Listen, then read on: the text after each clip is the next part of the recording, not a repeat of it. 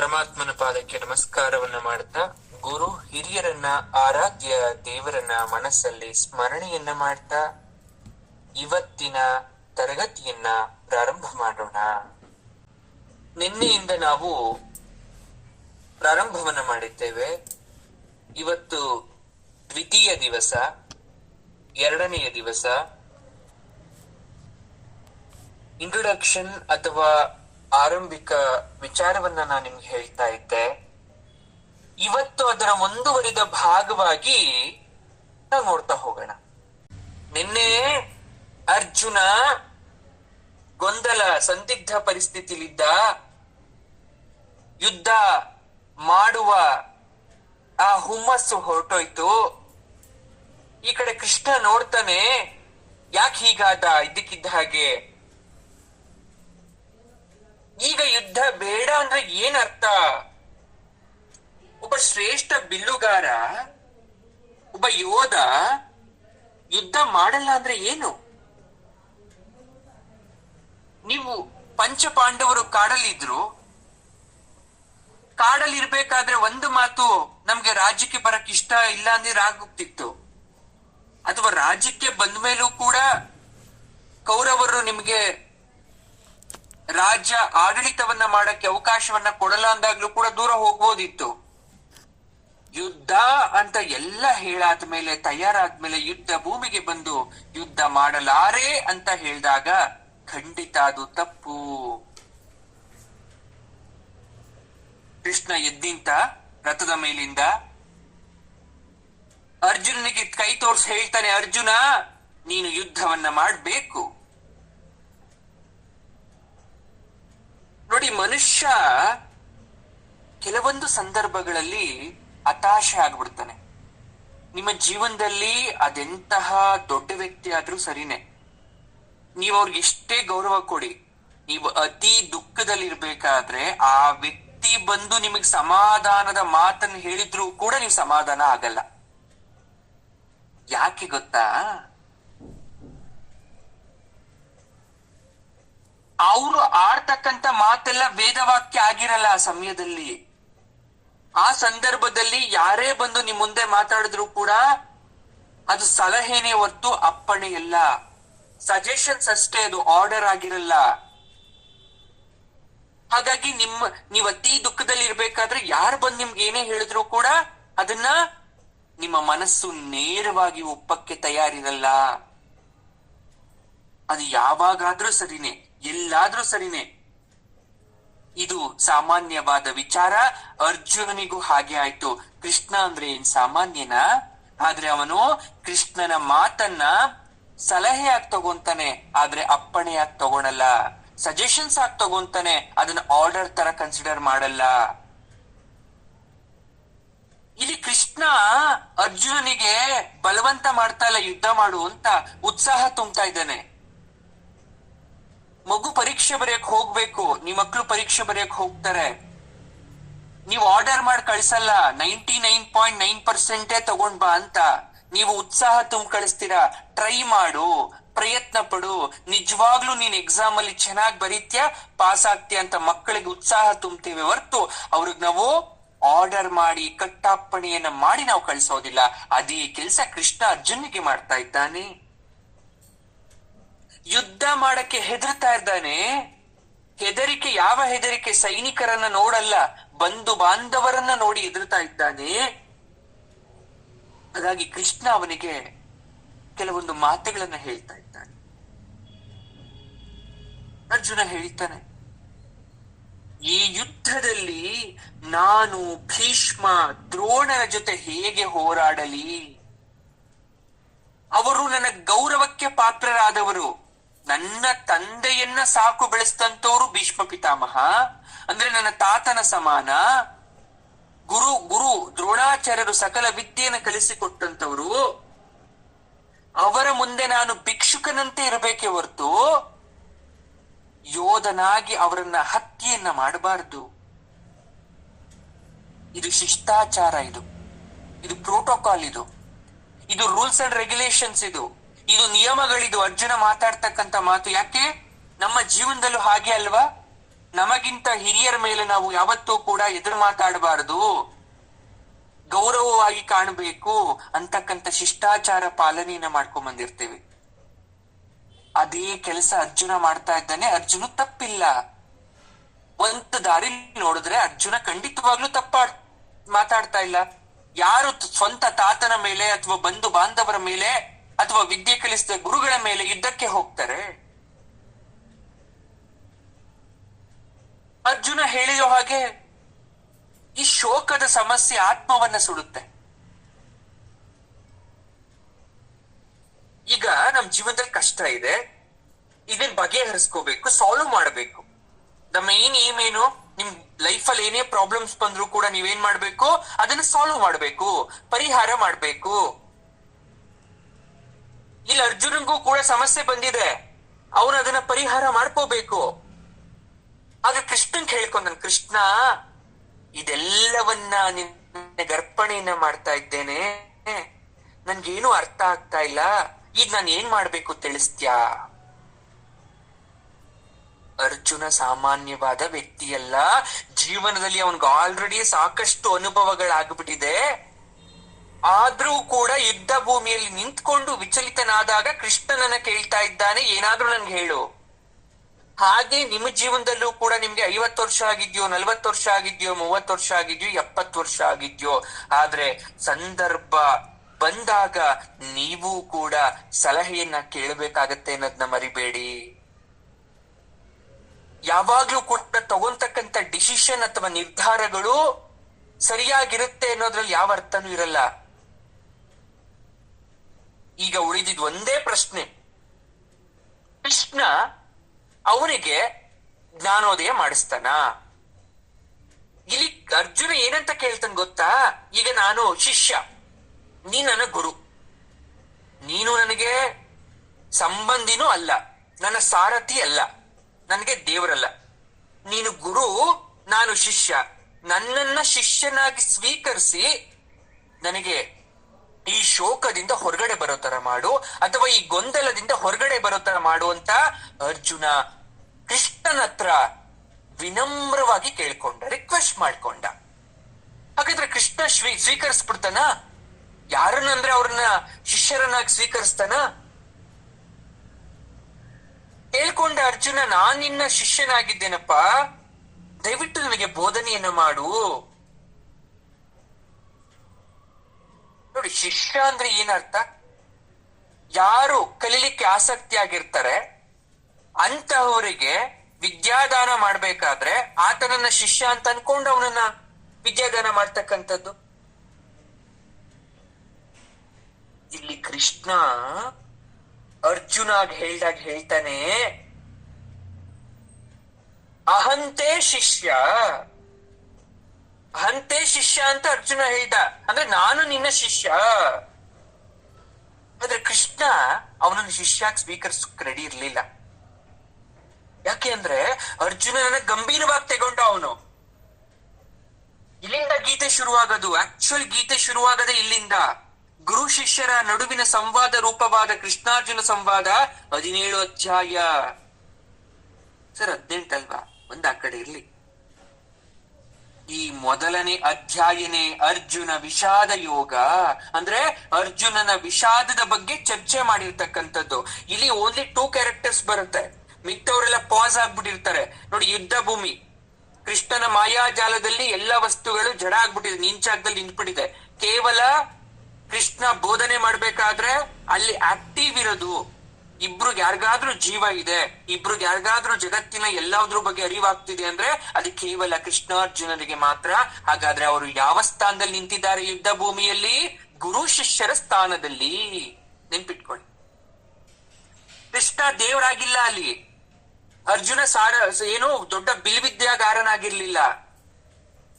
ಒಬ್ಬ ಗುರು ಪಾಠ ಮಾಡ್ತಾ ಇದ್ದಾನೆ, ಶಿಷ್ಯ ಕೇಳಿಸ್ಕೊಬೇಕೀಗಷ್ಟೇ. ಶಿಷ್ಯನಿಗೆ ನಾನಾ ವಿಧವಾದ ಡೌಟು. ಸರ್ ಅದೇಗೆ, ಇದೇಗೆ, ಇದೇಗೆ, ಹಾಗೇಗೆ ಅಂತ ಟೀಚರ್ ಹತ್ರ ಕೇಳ್ತಾ ಇದ್ದಾರೆ. ಟೀಚರ್ ಆನ್ಸರ್ ಮಾಡ್ತಾ ಇದ್ದಾರೆ. ಶಿಷ್ಯ ಅರ್ಜುನ, ಗುರು ಶ್ರೀಕೃಷ್ಣ.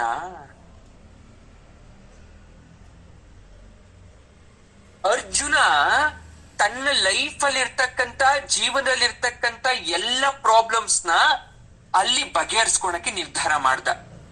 ಏನೇನ್ ಡೌಟ್ ಇದೆಯೋ ಎಲ್ಲದಕ್ಕೂ ಆನ್ಸರ್ ಬೇಕು ನನ್ಗೀಗ. ಅದು ನನ್ ಸ್ವಂತ ಜೀವನ ಆಗಿರ್ಬೋದು ಅಥವಾ ಯುದ್ಧ ಭೂಮಿಲಿ ನಡೆಯತಕ್ಕಂಥದ್ದು ಯಾವುದೇ ಆಗಿದ್ರು ಕೂಡ ಇವತ್ತು ನಾನು ಎಲ್ಲ ಅನುಮಾನಗಳಿಗೆ ಉತ್ತರವನ್ನ ನಿನ್ನ ಹತ್ರ ಕೇಳಕ್ಕೆ ಬಯಸ್ತಾ ಇದ್ದೇನೆ. ಆದ್ರೆ ಒಂದು ವಿಚಾರ ನೆನ್ಪಿಟ್ಕೊಳ್ಳಿ, ನೀವು ದುಃಖದಲ್ಲಿ ಇದ್ದೀರಾ ಅಂದ್ರೆ, ನೀವು ಶೋಕದಲ್ಲಿ ಇದ್ದೀರಾ ಅಂದ್ರೆ, ಏನೋ ತುಂಬಾ ಬೇಸರದಲ್ಲಿ ಇದ್ದೀರಾ ಅಂದ್ರೆ ಅದು ಒಳಗಡೆ ಇರುತ್ತೆ. ಯಾವುದಾದ್ರೂ ಸಂದರ್ಭ ಬಂದಾಗ ಹೇಳ್ದೆ ಕೇಳ್ದೆ ದುಃಖ ಹೊರಗಡೆ ಬಂದ್ಬಿಡುತ್ತೆ. ಒಂದ್ ಸಂದರ್ಭ ಬೇಕಷ್ಟೇ ನಿಮ್ಗೆ ಆ ದುಃಖ ಹೊರ ಹಾಕಕ್ಕೆ. ಈಗ ಅವನ್ ಹುಚ್ಚನೆ, ವಾಸ್ತವವಾಗಿ ಅವ್ನ್ ಹುಚ್ಚನೆ, ತಲೆ ಕೆಟ್ಟಿದೆ ಅವನ್ಗೆ ಸಪರೇಟ್ ಸಿಚುವೇಶನ್ ಬೇಕಾಗಿಲ್ಲ. ಅವನು ಹೇಗ್ ಬೇಕೋ ಹಾಗೆ ವರ್ತಿಸಕ್ಕೆ. ಕೆಟ್ಟವನು ಕೆಟ್ಟವನಾಗೇ ಇರ್ತಾನೆ, ದುಃಖಿ ಆಗೇ ಇರ್ತಾನೆ. ಅಂದ್ಮೇಲೆ ನೀವು ದುಃಖದಲ್ಲಿ ಇದ್ದೀರಾ ಅಂದ್ರೆ ನಿಮ್ಮ ಮನಸ್ಸಲ್ಲಿ ದುಃಖ ಇದೆ. ಯಾವುದಾದ್ರೂ ಒಂದು ಸಿಚುವೇಶನ್ ಅಥವಾ ಸಂದರ್ಭ ಬಂದ್ರೆ ಸಾಕು, ಶುರು ಮಾಡ್ಬಿಡ್ತೀರಾ ಹೊರಗಡೆ ದುಃಖ ಹಾಕಕ್ಕೆ, ಅಳಕ್ಕೆ ಶುರು ಮಾಡ್ಬಿಡ್ತೀರಾ. ಇಲ್ಲೂ ಅರ್ಜುನ ಅದೇ ಮಾಡ್ದ. ಅವನು ಆಲ್ರೆಡಿ ಗೊಂದಲದಲ್ಲಿ ಇದ್ದ. ಅವನ್ ಮನ್ಸಲ್ಲಿ ತುಂಬಾ ಅನುಮಾನಗಳಿತ್ತು, ಅವನ್ ದುಃಖಿತನಾಗಿದ್ದ. ಈ ಸಂದರ್ಭ ಮತ್ತಷ್ಟು ಅವನ ದುಃಖಿತನನ್ನಾಗಿ ಮಾಡ್ಬಿಡ್ತು, ಅವನ ಅನುಮಾನಗಳನ್ನ ಹೊರ ಹಾಕ್ತು. ಈಗ ಒಂದು ವಾರ, ಇವತ್ತು ಶುಕ್ರವಾರ, ಟಿವಿ ನ್ಯೂಸ್ ನೋಡ್ತಾ ಇರ್ತೀರಾ. ಮುಂದಿನ 4 ದಿನಗಳಲ್ಲಿ ಸಾಧಾರಣ ಮಳೆಯಾಗಲಿದೆ ಅಂತ ಒಂದು ಹವಾಮಾನ ಬರುತ್ತೆ. ಹೇಗೆ ಅವ್ರು ಪ್ರಿಡಿಕ್ಟ್ ಮಾಡಿದ್ರು ಅದೇ ತರ ಇಲ್ಲಿ ಮುಂದೆ ನನ್ನ ಬದುಕಲ್ಲಿ ನನ್ಗೇನೋ ಒಂದ್ ಆಗತ್ತೆ ಅಂತ ನಮಗ್ ನಾವೇ ಪ್ರಿಡಿಕ್ಟ್ ಮಾಡ್ಕೊಂತೀವಲ್ಲ, ಅದೇ ತರ ಅರ್ಜುನ್ಗೂ ಕೂಡ ಅನ್ಸಿತ್ತು ಮುಂದೆ ಒಂದ್ ದಿವಸ ಬರುತ್ತೆ, ಅವತ್ ಎಲ್ಲಾ ಪ್ರಶ್ನೆಗೆ ನನಗೆ ಉತ್ತರ ಸಿಗುತ್ತೆ ಅಂತ. ಪ್ರತಿಯೊಬ್ಬ ವ್ಯಕ್ತಿಯಲ್ಲೂ ಕೂಡ ಕೆಲವು ಅಂಶಗಳಿರುತ್ತೆ, ಅದನ್ನ ನೀವ್ ಯಾರ ಹತ್ರನೂ ಶೇರ್ ಮಾಡಕ್ಕಾಗಲ್ಲ. ಹೆಂಡತಿ ಗಂಡನ್ಗೂ ಶೇರ್ ಮಾಡಕ್ಕಾಗಲ್ಲ, ಗಂಡ ಹೆಂಡತಿಗೆ ಹೇಳಕ್ಕಾಗಲ್ಲ, ಮಕ್ಳು ತಂದೆ ತಾಯಿಗೆ ಹೇಳಕ್ಕಾಗಲ್ಲ, ತಂದೆ ತಾಯಿ ಮಕ್ಳಿಗೆ ಹೇಳಕ್ಕಾಗಲ್ಲ. ಅದು ನಿಮ್ಮ ಮನಸ್ಸಲ್ಲೇ ಕೆಲವೊಂದಷ್ಟು ವಿಚಾರಗಳನ್ನ ಇಟ್ಕೊಂಡು ಸಾಕಷ್ಟು ನೋವಲ್ಲಿ ಇರ್ತೀರ. ಅದನ್ನ ಯಾರಾದ್ರೂ ಕೆಣಕ್ ಬಿಟ್ರೆ, ಅದನ್ನ ಟಚ್ ಮಾಡಿದ್ರೆ, ಆ ಟಾಪಿಕ್ ಬಗ್ಗೆ ಮಾತಾಡಿದ್ರೆ ನೀವು ಆಶಾಭಂಗಕ್ಕೊಳಗಾಗ್ಬಿಡ್ತೀರಾ, ದುಃಖಿ ಆಗ್ತೀರಾ. ದುಃಖ ದ್ವೇಷ ಆಗುತ್ತೆ, ದ್ವೇಷ ಹತಾಶೆಯಿಂದ ಕೋಪ ಬರುತ್ತೆ. ಎದುರುಗಡೆ ಯಾವ ವ್ಯಕ್ತಿ ಇದಾರೆ ಅಂತ ನೋಡದೆ ಜಗಳ ಮಾಡ್ತೀರಾ, ಅಥವಾ ಬೈತೀರಾ, ಅಥವಾ ಕೋಪ ಮಾಡ್ಕೊಂತೀರಾ. ಆದ್ರೆ ಆ ಕೋಪ ನೀವು ಬೇಕು ಅಂತ ಮಾಡ್ಕೊಂಡಿದ್ದಲ್ಲ. ಯಾಕಂದ್ರೆ ಆಲ್ರೆಡಿ ನೀವು ನೋವಲ್ಲಿದ್ರಿ, ಯಾರೋ ಅದ್ರ ಬಗ್ಗೆ ಮಾತಾಡಿದ್ರು, ಆಟೋಮೆಟಿಕಲಿ ಅದು ಹೊರಗಡೆ ಬಂತು. ಅರ್ಜುನಗ್ ಅದೇ ಆಗಿದ್ದು. ಆಲ್ರೆಡಿ ಅವನ್ ಒಳಗಡೆ ಎಲ್ಲ ಇತ್ತು. ಕೃಷ್ಣ ಕೆಣಕ್ದ, ಯಾಕೆ ಯುದ್ಧ ಮಾಡ್ತಲ್ಲ, ಯುದ್ಧ ಮಾಡು ಅಂತ. ಅವ್ನು ಹೇಳ್ದ, ನಂಗೆ ಒಂದಷ್ಟು ಡೌಟ್ ಇದೆ, ನೀನ್ ಇದನ್ನೆಲ್ಲ ಅನುಮಾನನ ಕ್ಲಿಯರ್ ಮಾಡು, ನಾನು ಯುದ್ಧ ಮಾಡ್ಬೋದೇನೋ. ಸೈಕ್ಯಾಟ್ರಿಸ್ಟ್ ಡಾಕ್ಟರ್ ಹತ್ರ ಹೋಗ್ತೀವಿ, ಮನೋವೈದ್ಯನ ಹತ್ರ. ಯಾಕೆ ಹೋಗ್ತೀವಿ? ಏನೋ ಒಂದು ದುಃಖದಲ್ಲಿ ಇದೀನಿ ಅಂತನೋ, ಅಥವಾ ಮೆಂಟಲ್ ಸ್ಟ್ರೆಸ್ ಆಗಿದೆ ಅಂತನೋ, ಯಾಕೋ ನನ್ಗೆ ಆಗ್ತಾ ಇಲ್ಲ, ಇತ್ತೀಚೆಗೆ ತುಂಬಾ ಕೋಪ ಬರ್ತಿದೆ, ಏನಾದ್ರೂ ವಸ್ತುನ ಎತ್ತಿ ಹೊಡೆದಾಕ್ಬಿಡ್ಬೇಕು ಅನ್ಸುತ್ತೆ, ಯಾರ ಮೇಲಾದ್ರೂ ತುಂಬಾ ಕೂಗಾಡ್ಬೇಕು ಅನ್ಸುತ್ತೆ, ಊಟ ಮಾಡ್ಬೇಕು ಅಂತ ಅನ್ಸಲ್ಲ, ಈಗ ಏನೇನೋ ಪ್ರಾಬ್ಲಮ್ ಇದೆ ಡಾಕ್ಟ್ರೆ, ನನ್ಗೆ ನನ್ ಪರಿಹಾರ ಬೇಕು. ಹಾಗಾದ್ರೆ ಅವ್ರ ಪರಿಹಾರ ಕೊಡ್ತಾರ? ನಿಮ್ಮ ಮೊದಲು ನಿಮ್ಗೆ ಏನೇನಾಗ್ತಿದೆ ಎಲ್ಲ ಕೇಳ್ತಾರೆ, ನೀವ್ ಅವ್ರ ಹತ್ರ ಎಲ್ಲ ಹೇಳ್ತೀರಾ. ಯಾಕೆ? ಮೆಡಿಸಿನ್ ಕೊಡ್ತಾರೆ ಅನ್ನೋ ಹೋಪ್ ಮೇಲೆ. ಎಲ್ಲ ಕೇಳ್ಬಿಟ್ಟು ಅವ್ರೊಂದಷ್ಟು ಸಜೆಷನ್ಸ್ ಕೊಟ್ಟು ಯಾವುದೋ ಒಂದು ಚಿಕ್ಕ ಟ್ಯಾಬ್ಲೆಟ್ ಕೊಟ್ಟು ಕಳಿಸ್ತಾರೆ. ಆ ಚಿಕ್ಕ ಟ್ಯಾಬ್ಲೆಟ್ ನಿಮ್ಮ ಪ್ರಕಾರ ನಿಮ್ಮ ಮಾನಸಿಕ ಸ್ಥೈರ್ಯವನ್ನ ಹೆಚ್ಚಿಸುತ್ತೆ, ನಿಮ್ಮ ಪ್ರಾಬ್ಲಮ್ ನ ಕ್ಲಿಯರ್ ಮಾಡುತ್ತೆ ಅಂತ. ಬಟ್ ಆ ಚಿಕ್ಕ ಟ್ಯಾಬ್ಲೆಟ್ ಏನೂ ಮಾಡಲ್ಲ. ಆದ್ರೆ ಮನ್ಸೊಳಗಡೆ ನಿಮ್ಗೊಂದು ನಂಬಿಕೆ ಬಂತಲ್ಲ, ಆ ಟ್ಯಾಬ್ಲೆಟ್ ಕ್ಲಿಯರ್ ಮಾಡುತ್ತೆ ಅಂತ, ಆ ನಂಬಿಕೆ ಕ್ಲಿಯರ್ ಆಗ್ತಾ ಇರುತ್ತೆ ನಿಮ್ಮ ಪ್ರಾಬ್ಲಮ್ಸ್. ಇದು ಹಾಗೇನೆ. ಕೃಷ್ಣನ ಮೇಲೆ ಒಂದು ನಂಬಿಕೆ ಇತ್ತು ಅರ್ಜುನನಿಗೆ. ಕೃಷ್ಣ ಮಾಯಾ ರೂಪದಿಂದ ಅವನ ಸಮಸ್ಯೆಗಳನ್ನೆಲ್ಲ ಬಗೆಹರಿಸ್ತಾ ಇದ್ರು ಕೂಡ ಆ ನಂಬಿಕೆ ಅನ್ನೋದು ಅವನ್ಗೆ ಎಲ್ಲೋ ಒಂದ್ ಕಡೆ ಆಶಾಭಾವನೆ, ನನ್ಗೆ ಇವತ್ತೆಲ್ಲ ಡೌಟು ಕ್ಲಿಯರ್ ಆಗುತ್ತೆ, ನನ್ನ ಶೋಕದಿಂದ ಹೊರಗಡೆ ಬರ್ತೀನಿ ಅಂತ. ಅದಕ್ಕೆ ಹೇಳ್ತಾ ಇರ್ತಾರೆ, ಸನ್ನಿವೇಶಗಳನ್ನ ಬಂದಂತೆ ಸ್ವೀಕರಿಸು, ಪ್ಲೀಸ್ ಅಕ್ಸೆಪ್ಟ್ ದ ಸಿಚುವೇಶನ್. ಈಗ ಏನೋ ಬಂದ್ಬಿಡ್ತು ನಿಮ್ ಜೀವನದಲ್ಲಿ, ನೀವು ದೂರ ತಳ್ಳಿಬಿಡ್ತೀರಾ ಅದನ್ನ? ಅದು ಶೋಕದ ವಸ್ತುನೇ. ನಿಮ್ ದುಃಖ ಆಗತ್ತೆ, ಅದ್ ನಿಮ್ಗೆ ಗೊತ್ತು. ದುಃಖ ಪಡ್ತಾ ಇದ್ದೀರ ಗೊತ್ತು. ದುಃಖ ಪಡ್ಬೇಕು, ಯಾಕಂದ್ರೆ ಮನುಷ್ಯನಿಗಿರ್ತಕ್ಕಂತ ಒಂದು ರೀತಿಯಾದಂತಹ ಸ್ವಾಭಾವಿಕವಾದ ಗುಣ ಅಂದ್ರೆ ಅದು ದುಃಖ ಪಡೋದು, ಅಳೋದು, ಕಣ್ಣೀರಾಕೋದು. ಯಾವಾಗ ಶೋಕವನ್ನ ಅದುಮಿಟ್ಕೊಂತೀರ ನಿಮ್ ಒಳಗಡೆ, ಪ್ರತಿಯೊಂದು ಸನ್ನಿವೇಶದಲ್ಲೂ ಅದನ್ನೇ ನೋಡ್ತಾ ಇರ್ತೀರಾ. ಒಂದು ಗಂಡ ಹೆಂಡತಿ ಇರ್ತಾರೆ, ಬಹಳ ಒಳ್ಳೆಯವರು, ಮದುವೆ ಆಗಿ 50 ವರ್ಷ ಪೂರ್ತಿ ಆಯ್ತು. ಕಡೆಗೆ ಒಂದು ದಿವಸ ಗಂಡ ಹೋಗ್ಬಿಟ್ರು ಪಾಪ. ಎಲ್ರು ಹೇಳಿದ್ರು, ಇಷ್ಟು ವರ್ಷ ಅನ್ಯೋನ್ಯವಾಗಿ ಬಾಳಿದ್ರಲ್ಲ, ನಿಮ್ಮಂತ ದಂಪತಿಗಳು ನಾವು ನೋಡ್ಲೇ ಇಲ್ಲ. ಆ ಪರಮಾತ್ಮ ನಿಮ್ಮಂತ ಭಾಗ್ಯವನ್ನ ನಮಗೂ ಕೊಡ್ಲಿ ಅಂತ ಅನ್ಕೊಂಡ್ರು. ಆದ್ರೆ ಆ ತಾಯಿಗೆ ಆ ಗಂಡ ಹೋದಂತ ನೋವು ಹೇಗಿತ್ತು ಅಂದ್ರೆ, ಒಳಗಡೆ ಅದಿಮಿಟ್ಕೊಂಡ್ಬಿಟ್ಲು, ಕಣ್ಣೀರೇ ಹಾಕ್ಲಿಲ್ಲ, ಸುಮ್ ಕೂತಿದ್ಲು. ಬಂದವರೆಲ್ಲ ಸಮಾಧಾನ ಮಾಡಿದ್ರು, ಬಿಡಮ್ಮ ಹೋಗ್ಲಿ, ಇಷ್ಟು ವರ್ಷ ಜೊತೆಲಿದ್ರಲ್ಲ, ಇನ್ಮೇಲೆ ನೀನು ದೇವ್ರ ಸ್ಮರಣೆ ರಾಮ ಕೃಷ್ಣ ಅಂತ ಅನ್ಕೊಂಡು ನಿನ್ನ ಕಾಲವನ್ನ ಕಳಿ. ನೀನ್ ಯಾಕೆ ದುಃಖ ಪಡ್ತೀಯ? ಮಕ್ಳಿದ್ದಾರೆ, ಮೊಮ್ಮಕ್ಳಿದ್ದಾರೆ, ಸೊಸೆಂದಿದ್ದಾರೆ, ಎಲ್ರು ಹಿಂಗ್ ಚೆನ್ನಾಗ್ ನೋಡ್ಕೊಂತಾರೆ, ನಿನ್ಗೇನ್ ಕಡಿಮೆ ಆಗಿದೆ? ಅಯ್ಯಮ್ಮ ಸುಮ್ನೆ ಕೂತಿದ್ಲು. ಶೋಕವನ್ನ ಹೊರಗಡೆ ಹಾಕ್ಲೇ ಇಲ್ಲ. ಬೆಳಿಗ್ಗೆ ಎದ್ದೇಳು, ಕಾಫಿ ಕುಡಿಯಕ್ ಹೋದ್ಲು.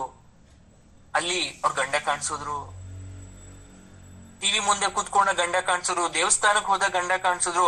ಪ್ರತಿಯೊಂದು ಸನ್ನಿವೇಶದಲ್ಲೂ ಆತನ ಪತಿನೇ ಕಾಣಿಸ್ತಾ ಇದ್ದಾರೆ. ಆದ್ರೂ ಅವಳು ಬರ್ಲಿಲ್ಲ.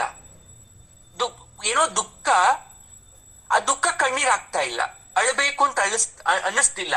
ಆದ್ರೆ ಬೇಸರ, ಊಟ ಮಾಡಕ್ ಮನ್ಸಿಲ್ಲ, ಕಣ್ಮುಚ್ಚಿದ್ರೆ ನಿದ್ದೆ ಬರ್ತಾ ಇಲ್ಲ, ಏನು ಬರ್ತಾ ಇಲ್ಲ. ಯಾಕಂದ್ರೆ ದುಃಖದ ಅನುಭವ ಹೊರಗಡೆ ಬರ್ಬೇಕು, ಹೊರಗಡೆ ಹಾಕಬೇಕು ಅಂದ್ರೆ ನಾವು ಆ ಮನಸ್ಥಿತಿ ಉಳ್ಳವರಾಗಿರ್ಬೇಕು. ಸರಿ, ಒಂದ್ ದಿವಸ ಏನಾಗೋಯ್ತು, ಎಲ್ಲೋ ಹರಿಕತೆ ಮಾಡ್ತಾ ಇದ್ರು, ದೇವಸ್ಥಾನಕ್ಕೆ ಹೋದ ಕೂತಿತ್ತು ಆ ಯಮ್ಮ. ಹರಿಕತೆ ಮಾಡ್ಬೇಕಾದ್ರೆ, ಹರಿಶ್ಚಂದ್ರನ ಹರಿಕತೆ ಮಾಡ್ಬೇಕಾದ್ರೆ, ಆ ಚಂದ್ರಮತಿ ಮತ್ತು ಹರಿಶ್ಚಂದ್ರ ದೂರ ಆಗ್ತಕ್ಕಂಥ ಸನ್ನಿವೇಶವನ್ನ ಕಥಾಕಾರರು ವರ್ಣಿಸ್ಬೇಕಾದ್ರೆ, ಈ ಯಮ್ಮನ್ಗೆ ಒಳಗಡೆ ಇರ್ತಕ್ಕಂಥ ದುಃಖ ನೆನ್ಪಕ್ ಬಂದ್ಬಿಡ್ತು, ಅದು ತಲೆಗೆ ಹೋಗ್ಬಿಡ್ತು, ನರನಾಡಿಗೆಲ್ಲ ಆ ವಿಚಾರ ಗೊತ್ತಾಗೋಯ್ತು. ಅಲ್ಲಿ ಜೋರಾಗಿ ಅಳಕ್ ಶುರು ಮಾಡ್ಬಿಡ್ತ ಯಮ್ಮ. ಇದ್ದವರೆಲ್ಲ ಇವ್ರನ್ನೇ ನೋಡ್ತಾ ಇದ್ದಾರೆ, ಏನಾಗೋಯ್ತು ಅಂತ. ಅಂದ್ರೆ ಸಂದರ್ಭ ಹೇಗೆ ನಮ್ಮನ್ನ ದುಃಖಿತರನ್ನಾಗಿ ಮಾಡುತ್ತೆ ಅಂದ್ರೆ, ಆ ಪರ್ಟಿಕ್ಯುಲರ್ ಟೈಮಲ್ಲಿ ಆ ಹೆಂಗ್ ಸತ್ತಿದ್ರೆ ಸರಿ ಹೋಗ್ತಿದ್ರೇನೋ, ದುಃಖವನ್ನ ಶೋಕವನ್ನ ಅದುಮಿಟ್ಕೊಂಡು ಅದು ಎಂದೋ ಒಂದಿನ ಕಟ್ಟೆಯಾಗಿ ಒಡೆದಾಗ ಕಂಟ್ರೋಲ್ ಮಾಡಕ್ ಆಗಲ್ಲ.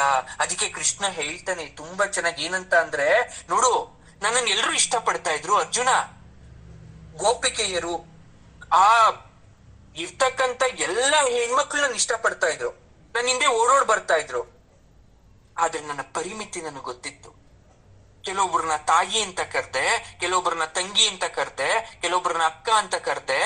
ಅವರನ್ನೆಲ್ಲ ನಾನು ಒಂದೇ ಭಾವನೆಯಿಂದ ನೋಡ್ಲಿಲ್ಲ.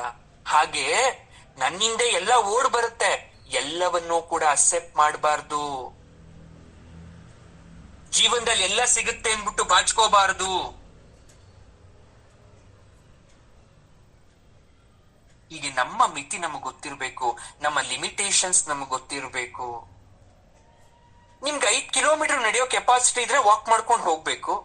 ನಿಮ್ಗೆ 5 ಹೆಜ್ಜೆ ನಡೆಯೋ ಕೆಪಾಸಿಟಿ ಇಲ್ಲ ಅಂದ್ರೆ ಹೇಗ್ ವಾಕ್ ಮಾಡ್ತೀರಾ? 5 ಲಕ್ಷ ರೂಪಾಯಿ ಸಾಲ ಮಾಡೋ ಕೆಪಾಸಿಟಿ ಇದ್ರೆ 5 ಲಕ್ಷ ಸಾಲ ಮಾಡ್ಬೇಕು, ಇಲ್ಲಾಂದ್ರೆ ಯಾಕೆ ಮಾಡ್ಬೇಕು? ಇದನ್ ಕೃಷ್ಣ ಹೇಳ್ತಾ ಇದ್ದಾನೆ. ಲೈಫ್ ಅಲ್ಲಿ ಏನ್ ಬರುತ್ತೋ ಅದನ್ನ ಅಕ್ಸೆಪ್ಟ್ ಮಾಡ್ಕೊಳ್ಳಿ, ಬೇಡ ಅಂತ ಹೇಳಲ್ಲ. ಆದ್ರೆ ನಿಮ್ಮ ಲಿಮಿಟೇಷನ್ಸ್ ನಿಮಗೆ ಗೊತ್ತಿರ್ಲಿ, ನಿಮ್ಮ ಪರಿಮಿತಿ ಬಗ್ಗೆ ನಿಮ್ಗೆ ಅರಿವಿರ್ಲಿ. ಆದ್ರೆ ಒಂದು ಬ್ಯೂಟಿನೆಸ್ ಏನಂದ್ರೆ, ಇಷ್ಟೆಲ್ಲ ಗೊತ್ತಿದ್ರು ಕೂಡ ಮನುಷ್ಯ ದುಃಖ ಆಗ್ಲೇಬೇಕು. ಕೃಷ್ಣ ಹೇಳ್ತಾನೆ.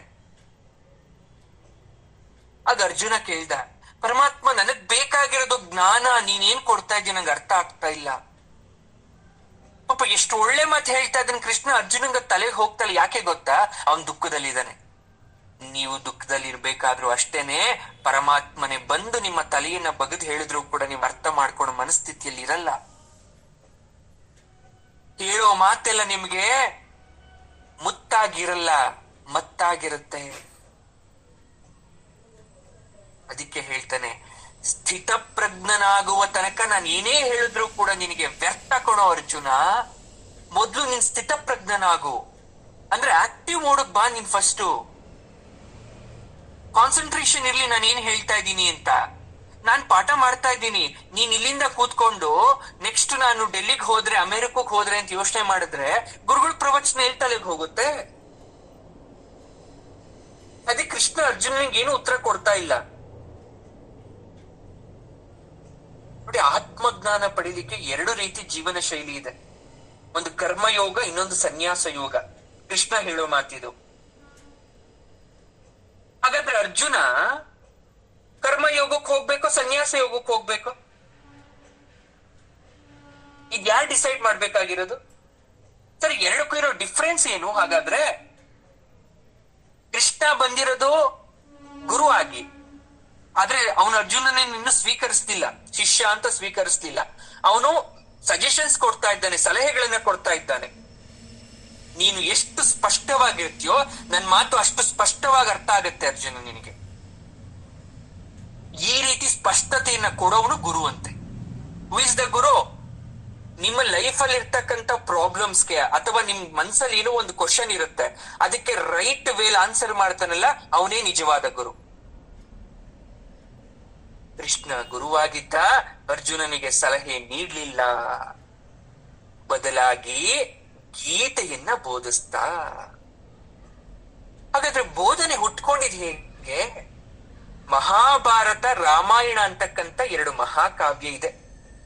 ಎರಡು ಐತಿಹಾಸಿಕವಾಗಿರ್ತಕ್ಕಂಥದ್ದು, ಎರಡಕ್ಕೂ ಸಾಹಿತ್ಯ ಮೌಲ್ಯವಿದೆ. ಇದನ್ನ ವಾಲ್ಮೀಕಿಗಳು ರಾಮಾಯಣವನ್ನ ರಚನೆ ಮಾಡಿ ರಾಮ, ಸೀತೆ, ದಶರಥ ಅಂತಕ್ಕಂಥ ವ್ಯಕ್ತಿಗಳನ್ನ ಪರಿಚಯ ಮಾಡಿಕೊಡ್ತಾರೆ. ಲಂಕಾ ರಾವಣನ ಬಗ್ಗೆ ಹೇಳ್ತಾರೆ. ನೋಡಿ, ರಾವಣ ಬ್ರಾಹ್ಮಣ, ಈಶ್ವರನ ಭಕ್ತ. ಆದ್ರೆ ಬ್ರಾಹ್ಮಣನಂತೆ ನಡ್ಕೊಳ್ಳೇ ಇಲ್ಲ. ಬ್ರಾಹ್ಮಣನ ಧರ್ಮ ಕ್ಷತ್ರಿಯ ಧರ್ಮ ಅಲ್ಲ. ಅವನು ರಾಜ್ಯ ಆಳು ಹಾಗಿರ್ಲಿಲ್ಲ. ರಾಜ್ಯ ಆಳಿದ್ರೂ ಕೂಡ ಸರಿಯಾದ ರೀತಿಯಲ್ಲಿ ಆಳ್ವಿಕೆಯನ್ನು ಮಾಡಬೇಕಿತ್ತು. ಅವನು ದೈವ ಭಕ್ತನಾಗಿದ್ರು ಕೂಡ ರಾಕ್ಷಸಿ ಪ್ರವೃತ್ತಿಯನ್ನು ಹೊಂದಿದ್ದ. ಅದಕ್ಕೆ ಅವನ ಜೀವನ ದುಃಖಮಯವಾಗಿ ಎಂಡಾಯ್ತು. ಮಹಾಭಾರತವನ್ನ ಪಂಚಮ ವೇದ ಅಂತ ಕರೀತೇವೆ. 4 ವೇದಗಳ ಜೊತೆಗೆ 5ನೇ ವೇದ ಅಂತ ಯಾವ್ದಾದ್ರೂ ಇದ್ರೆ ಅದು ಮಹಾಭಾರತ. ಅದನ್ನ ವ್ಯಾಸಾಚಾರ್ಯರು ನಮಗೆ ಕೊಟ್ಟಿದ್ದಾರೆ. ಅದನ್ನ ನಾವು ಗೀತೆಯ ಮೂಲಕ, ಮಹಾಭಾರತದಲ್ಲಿ ಬರ್ತಕ್ಕಂಥ ಆ ಗೀತೆಯನ್ನ ಸಪ್ರೇಟ್ ಆಗಿ ತಗೊಂಡು ಜೀವನಕ್ಕೆ ತುಂಬಾ ಇಂಪಾರ್ಟೆಂಟ್ ಅಂತ ಅದನ್ನ ಕಲ್ತು ಅರ್ಥ ಮಾಡ್ಕೊಳಕ್ ಹೋಗ್ತಾ ಇದ್ದೇವೆ. ಗೀತೆ ಪ್ರಾರಂಭದಲ್ಲಿ ಆರಂಭಿಕ ಪ್ರಾರ್ಥನೆ ಬರುತ್ತೆ. ವ್ಯಾಸರು ಭಗವದ್ಗೀತೆಗಳನ್ನ ನಿರೂಪಣೆ ಮಾಡ್ತಾರೆ.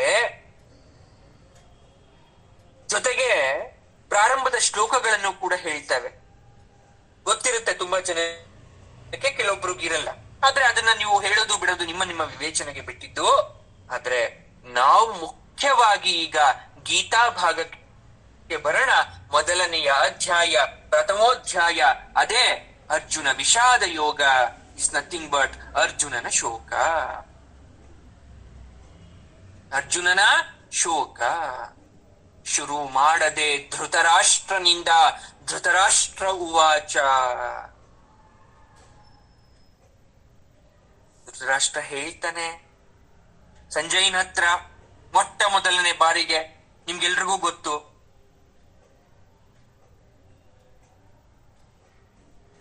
ಹಾಗಾದ್ರೆ ಧೃತರಾಷ್ಟ್ರ ಹೇಳಿರ್ತಕ್ಕಂಥ ಮಾತು ಏನು? ಇದು ಇಲ್ಲಿಂದ ನಮ್ಮ ನಿಜವಾದ ಟಾಪಿಕ್ ಈಗಿಂದ ಶುರುವಾಗತ್ತೆ. ನೋಡಿ, ಗೀತೆಯ ಪ್ರಥಮ ದೃಶ್ಯ, ಫಸ್ಟ್ ಸೀನ್ ಏನಿದೆ? ಕೌರವ ರಾಜಧಾನಿಯಾದಂತಹ ಹಸ್ತಿನಾಪುರದ ಅರಮನೆಯಿಂದ ಆರಂಭ ಆಗತ್ತೆ. ಈ ಅರಮನೆಯಿಂದ ಆರಂಭ ಆಗುತ್ತೆ. ಈ ರಾಜ್ಯವನ್ನ ಪಾಂಡವರು ಆಳ್ಬೇಕಾಗಿತ್ತು. ಆದ್ರೆ ದಾಯಾದಿಯಾದಂತಹ ದುರ್ಯೋಧನ ಅದನ್ನ ಆಕ್ರಮಿಸಿಕೊಂಡು ಆಳ್ತಾ ಇದ್ದ. ಈಗಾಗ್ಲೇ ನಾವು ನೋಡಿರೋ ತರ ದುರ್ಯೋಧನ ಪಾಂಡವರನ್ನ ವಂಚನೆಯಿಂದ ಗಡಿಪಾರು ಮಾಡಿದ್ದ. ಕಾಡಿನಲ್ಲಿ 12 ವರ್ಷ, ಅಜ್ಞಾತ ರಾಜ್ಯದಲ್ಲಿ 1 ವರ್ಷ ಷರತ್ತಿತ್ತು, ಪೂರೈಸಿ ಬಂದ್ರು. ಆದ್ರೆ ಇಲ್ಲಿ ಧರ್ಮದ ಸಮಸ್ಯೆ, ನ್ಯಾಯದ ಸಮಸ್ಯೆ ಬಂತು. ಪಾಂಡವರಿಗೆ ಸೇರ್ಬೇಕಾಗಿರ್ತಕ್ಕಂಥ ಪಾಲನ್ನ ಯುಧಿಷ್ಠಿರ ಕೇಳ್ತಾನೆ, ಕೊಡಲ್ಲ. ಕೃಷ್ಣನ ಬೆಂಬಲ ಹೆಚ್ಚು ಪಾಂಡವರಿಗೆ ಇದೆ ಅಂತಕ್ಕಂಥ ಕೋಪ ದುರ್ಯೋಧನನಿಗೆ. ಹಾಗಾಗಿ ಕೊಡ್ಲಿಲ್ಲ. ಹಿಂದೆ ಶಕುನಿ ಇದ್ದ ಹೇಳ್ಕೊಡಕ್ಕೆ. ಶಕುನಿಯ ಮಾತು ರುಚಿಸ್ತಾ ಇತ್ತು ದುರ್ಯೋಧನನಿಗೆ. ಸರಿ, ಯುದ್ಧ ಆಯ್ತು, ಆಗಬೇಕಲ್ವಾ? ಇಲ್ಲಿ ಅರ್ಜುನನ ಚಿಕ್ಕಪ್ಪನಾಗಿರ್ತಕ್ಕಂಥ ವಿದುರ ಕೃಷ್ಣನನ್ನ ದೇವರು ಅಂತ ಕಾಣ್ತಾ ಇದ್ರು. ಅರ್ಜುನನ ಸಹೋದರರು, ಪತ್ನಿಯರು, ದ್ರೌಪದಿ, ಕುಂತಿ ಎಲ್ಲರೂ ಹೆಚ್ಚು ಕಡಿಮೆ ಕೃಷ್ಣ ಅಂದ್ರೆ ಭಕ್ತಿ. ಆದ್ರೆ ದುರ್ಯೋಧನಿಗೆ, ಕೌರವರಿಗಿರ್ಲಿಲ್ಲ. ಗಾಂಧಾರಿ ಧೃತರಾಷ್ಟ್ರನಿಗಿತ್ತು ಕೃಷ್ಣ ಅಂದ್ರೆ ದೈವ ಭಕ್ತಿ. ಆದ್ರೆ ಮಗನ ವಿರುದ್ಧ ಅವರು ಮಾತಾಡೋ ಹಾಗಿರ್ಲಿಲ್ಲ. ಕೃಷ್ಣನ ಪ್ರಸ್ತಾಪ ಬರುತ್ತಿಲ್ಲಿ. ಕೃಷ್ಣನಿಗೆ ಗೊಂದಲ. ಯಾಕಂದ್ರೆ ಕುಂತಿ ಬೇರೆ ಅಲ್ಲ, ಗಾಂಧಾರಿ ಬೇರೆ ಅಲ್ಲ, ಕೌರವರು ಬೇರೆ ಅಲ್ಲ, ಪಾಂಡವರು ಬೇರೆ ಅಲ್ಲ. ಇಬ್ರಿಗೂ ಸಂಬಂಧ ಆಗಬೇಕು. ಇಬ್ರಿಗೂ ಬೇಕಾದವನು ನಾನು ಯಾರ ಪರವನ್ನ ವಹಿಸ್ಬೇಕು? ಕೌರವರ ಪರ ವಹಿಸ್ಬೇಕಾ ಅಥವಾ ಪಾಂಡವರ ಪರ ವಹಿಸ್ಬೇಕಾ ಅಂತ ಕೃಷ್ಣನಿಗೆ ಒಂದು ಗೊಂದಲ ಕಾಡ್ತು. ಎಂತಹ ಕ್ಲಿಷ್ಟ ಪರಿಸ್ಥಿತಿಯಲ್ಲೂ ಹೊರಗಡೆ ಬರ್ತಕ್ಕಂಥದ್ದು ಕೃಷ್ಣನಿಗೆ ಹೇಳ್ಕೊಡ್ಬೇಕಾಗಿಲ್ಲ ಯಾರು. ಅವನು ಒಂದೇ ಮಾತು ಹೇಳ್ದ, ನೋಡ್ರಪ್ಪ, ನಿಮ್ಮಿಬ್ಬರಲ್ಲೊಬ್ಬರನ್ನ ನಾನ್ ಸೇರ್ಕೊಂಡ್ರೆ ಯುದ್ಧ ಮಾಡಲ್ಲ. ನನ್ನನ್ನ ಯಾರು ತಗೊಂತಿರೋ ತಗೊಳ್ರಿ, ಆದ್ರೆ ನಾನು ತಟಸ್ಥನಾಗಿರ್ತೇನೆ. ಯುದ್ಧದಲ್ಲಿ ನಾನು ಪಾಲ್ಗೊಳ್ಳಲ್ಲ, ಶಸ್ತ್ರಾಸ್ತ್ರಗಳನ್ನ ಮುಟ್ಟಲ್ಲ. ಆದ್ರೆ ನನ್ನನ್ ಯಾರು ತಗೊಂತೀರೋ ನನ್ನ ಸೇನೆ ಅವ್ರಿಗೆ ಸಿಗಲ್ಲ. ನನ್ನ ಸೇನೆ ಯಾರು ತಗೊಂತೀರೋ ಅವ್ರಿಗೆ ನಾನ್ ಸಿಗಲ್ಲ. ಎಂತ ಬ್ಯೂಟಿಫುಲ್ ಆನ್ಸರು. ಸೇನೆ ಬೇಕಾ? ನಾನ್ ಬರಲ್ಲ. ನಾನ್ ಬೇಕಾ? ನನ್ ಸೈನ್ಯ ಕಳಿಸಲ್ಲ. ಸರಿ, ದುರ್ಯೋಧನ ಯೋಚನೆ ಮಾಡ್ತಾನೆ, ಇವನ ಆಯುಧನೂ ಮುಟ್ಟಲ್ಲ ಕೃಷ್ಣ, ಯುದ್ಧನೂ ಮಾಡಲ್ಲ. ಇನ್ನು ಕೃಷ್ಣನ ನನ್ನ ಗುಂಪಿಗೆ ಸೇರ್ಕೊಂಡು, ನನ್ನ ಪಕ್ಷಕ್ಕೆ ಸೇರ್ಕೊಂಡು ವಿಜಯ ಆಗೋದೇನಿದೆ? ಅವನ ಸೇನೆ ಬಂದ್ರೆ ಸಾಕು ಅಂತ ಕೃಷ್ಣನ ಸೈನ್ಯವನ್ನ ಪಡ್ಕೊಂತಾನೆ. ಆದ್ರೆ ಅರ್ಜುನನಿಗೆ ಗೊತ್ತಿತ್ತು, ಆ ಸೈನ್ಯ ಬೇಕಾಗಿಲ್ಲ, ಕೃಷ್ಣ ಒಬ್ಬನೇ ಇದ್ರೆ ಸಾಕು, ಇಡೀ ಬ್ರಹ್ಮಾಂಡವನ್ನೇ ಗೆಲ್ಲಬಹುದು ಅಂತ ಕೃಷ್ಣನನ್ನ ಒಪ್ಕೊಂತಾರೆ.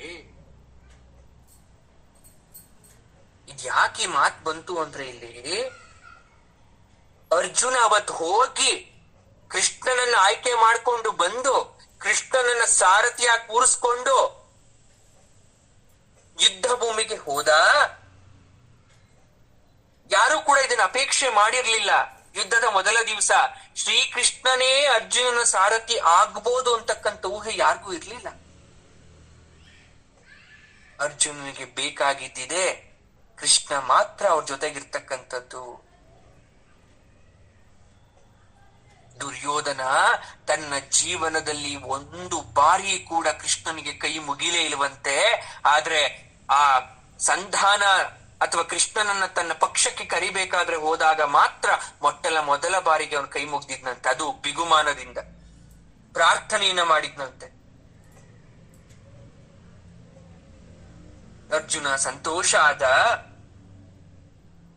ಕೃಷ್ಣ ತನ್ನ ಕಡೆ ಇದ್ದರೆ ಯುದ್ಧದಲ್ಲಿ ಜಯ ಗಳಿಸ್ತೀನಿ ಅಂತ ಗೊತ್ತಿತ್ತು.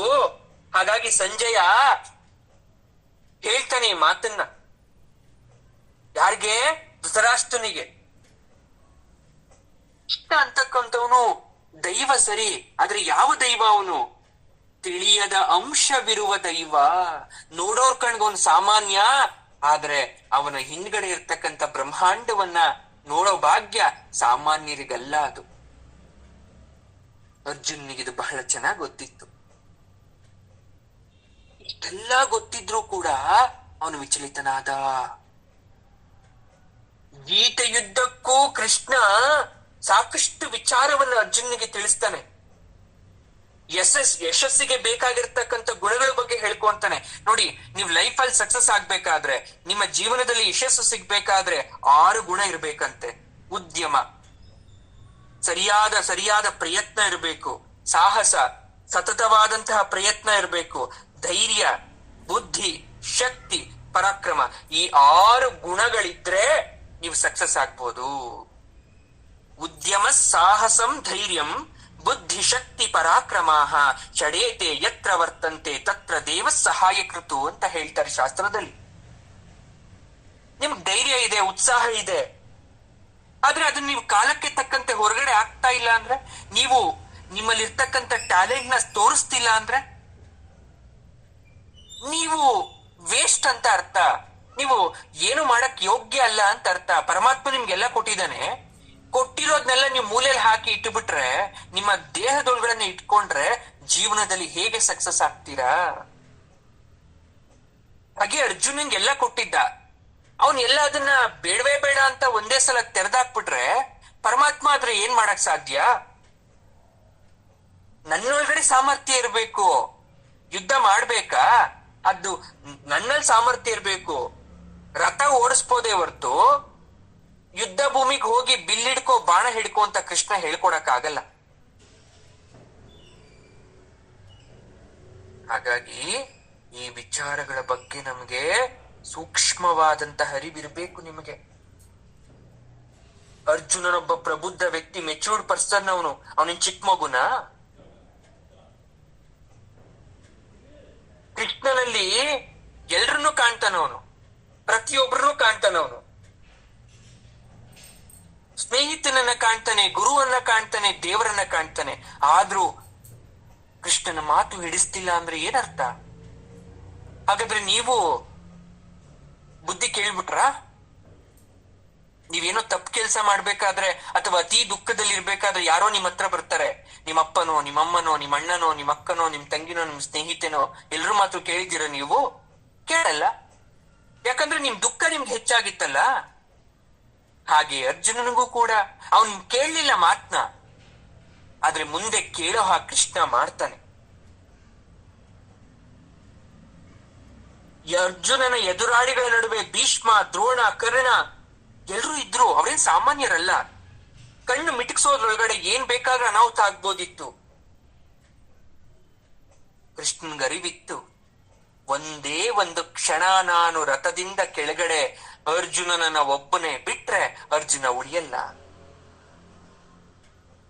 ಆಗ ಕೃಷ್ಣ ಸಾರಥಿ ಆಗ್ತಾನೆ.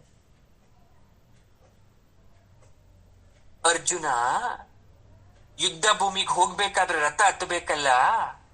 ಕೃಷ್ಣ ಕೂತಿರ್ತಾನೆ, ಕುದುರೆಗಳು ಸಿದ್ಧವಾಗಿದೆ, ಲಗಾಮನ ಹಿಡ್ಕೊಂಡಿದ್ದಾನೆ, ರಥಕ್ಕೆ ಹತ್ತಬೇಕು. ನಮಸ್ಕಾರ ಮಾಡಿ ಹೇಳ್ತಾನೆ ಅರ್ಜುನ, ಪರಮಾತ್ಮ ಕುದುರೆಗಳನ್ನ, ಈ ರಥವನ್ನ, ಜೊತೆಗೆ ನನ್ನನ್ನೂ ಕೂಡ ನಿನಗೆ ಅರ್ಪಿಸಿ ಬಿಡ್ತಾ ಇದ್ದೇನೆ, ಇದೋ ಸ್ವೀಕರಿಸು. ಕೃಷ್ಣ ನಗ್ತಾನೆ, ಅರ್ಜುನ ನಿನ್ನ ಮೇಲೆ ಬರ್ತಕ್ಕಂಥ ಪ್ರತಿಯೊಂದು ಬಾಣವು ನನ್ನನ್ನ ದಾಟ್ಕೊಂಡು ಹೋಗಬೇಕು, ಅದು ನಿನಗೆ ನೆನಪಿರ್ಲಿ. ಆ ಕೃಷ್ಣನನ್ನ ದಾಟ್ಕೊಂಡು ಹೋಗ್ತಕ್ಕಂಥದ್ದು ಅರ್ಜುನನನ್ನ ಯಾವತ್ತೂ ಘಾಸಿಗೊಳಿಸ ಸಾಧ್ಯ ಇಲ್ಲ. ಹಾಗಾಗಿ ಕೃಷ್ಣನನ್ನ ದಾಟಿ ಹೋಗೋಷ್ಟರಲ್ಲಿ ಅದು ಬೆಂಡಾಗ್ಬಿಡ್ತಿತ್ತಂತೆ. ಅರ್ಜುನನ ಹತ್ರಕ್ಕೆ ಹೋಗೋಷ್ಟರಲ್ಲಿ ಅರ್ಜುನ ಕರ್ಣ ಯುದ್ಧ ಆಗ್ಬೇಕಾದ್ರೆ ಆಗ್ತಾ ಇದ್ದಿದೆ. ಕರ್ಣ ಬಿಟ್ಟಂತಹ ಅನೇಕ ಶಕ್ತಿಶಾಲಿಯಾದಂತಹ ಬಾಣಗಳು ಕೃಷ್ಣನ ಮೇಲೆ ಆದಿ ಹೋಗಿ ಅರ್ಜುನನಿಗೆ ತಾಗುವಷ್ಟರಲ್ಲಿ ಬೆಂಡಾಗಿ ಮೊನಚಾಗಿ ಬಿದೋಗ್ತಾ ಇತ್ತು. ದೇಹವನ್ನ ಸ್ಪರ್ಶಿದ್ರು ಕೂಡ ಅದಕ್ಕೆ ಶಕ್ತಿ ಇರಲಿಲ್ಲ.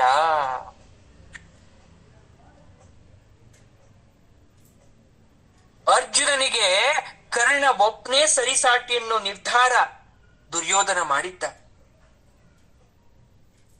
ಇಬ್ರಿಗೂ ಯುದ್ಧ ಹಾಗೆ ಆಗತ್ತೆ ಅಂತ ಎಲ್ರಿಗೂ ಗೊತ್ತಿತ್ತು. ಆದ್ರೆ ಅಲ್ಲಿ ಕೃಷ್ಣ ಇದ್ದ ಅನ್ನೋ ಸತ್ಯ ಯಾರಿಗೂ ಗೊತ್ತಿರ್ಲಿಲ್ಲ.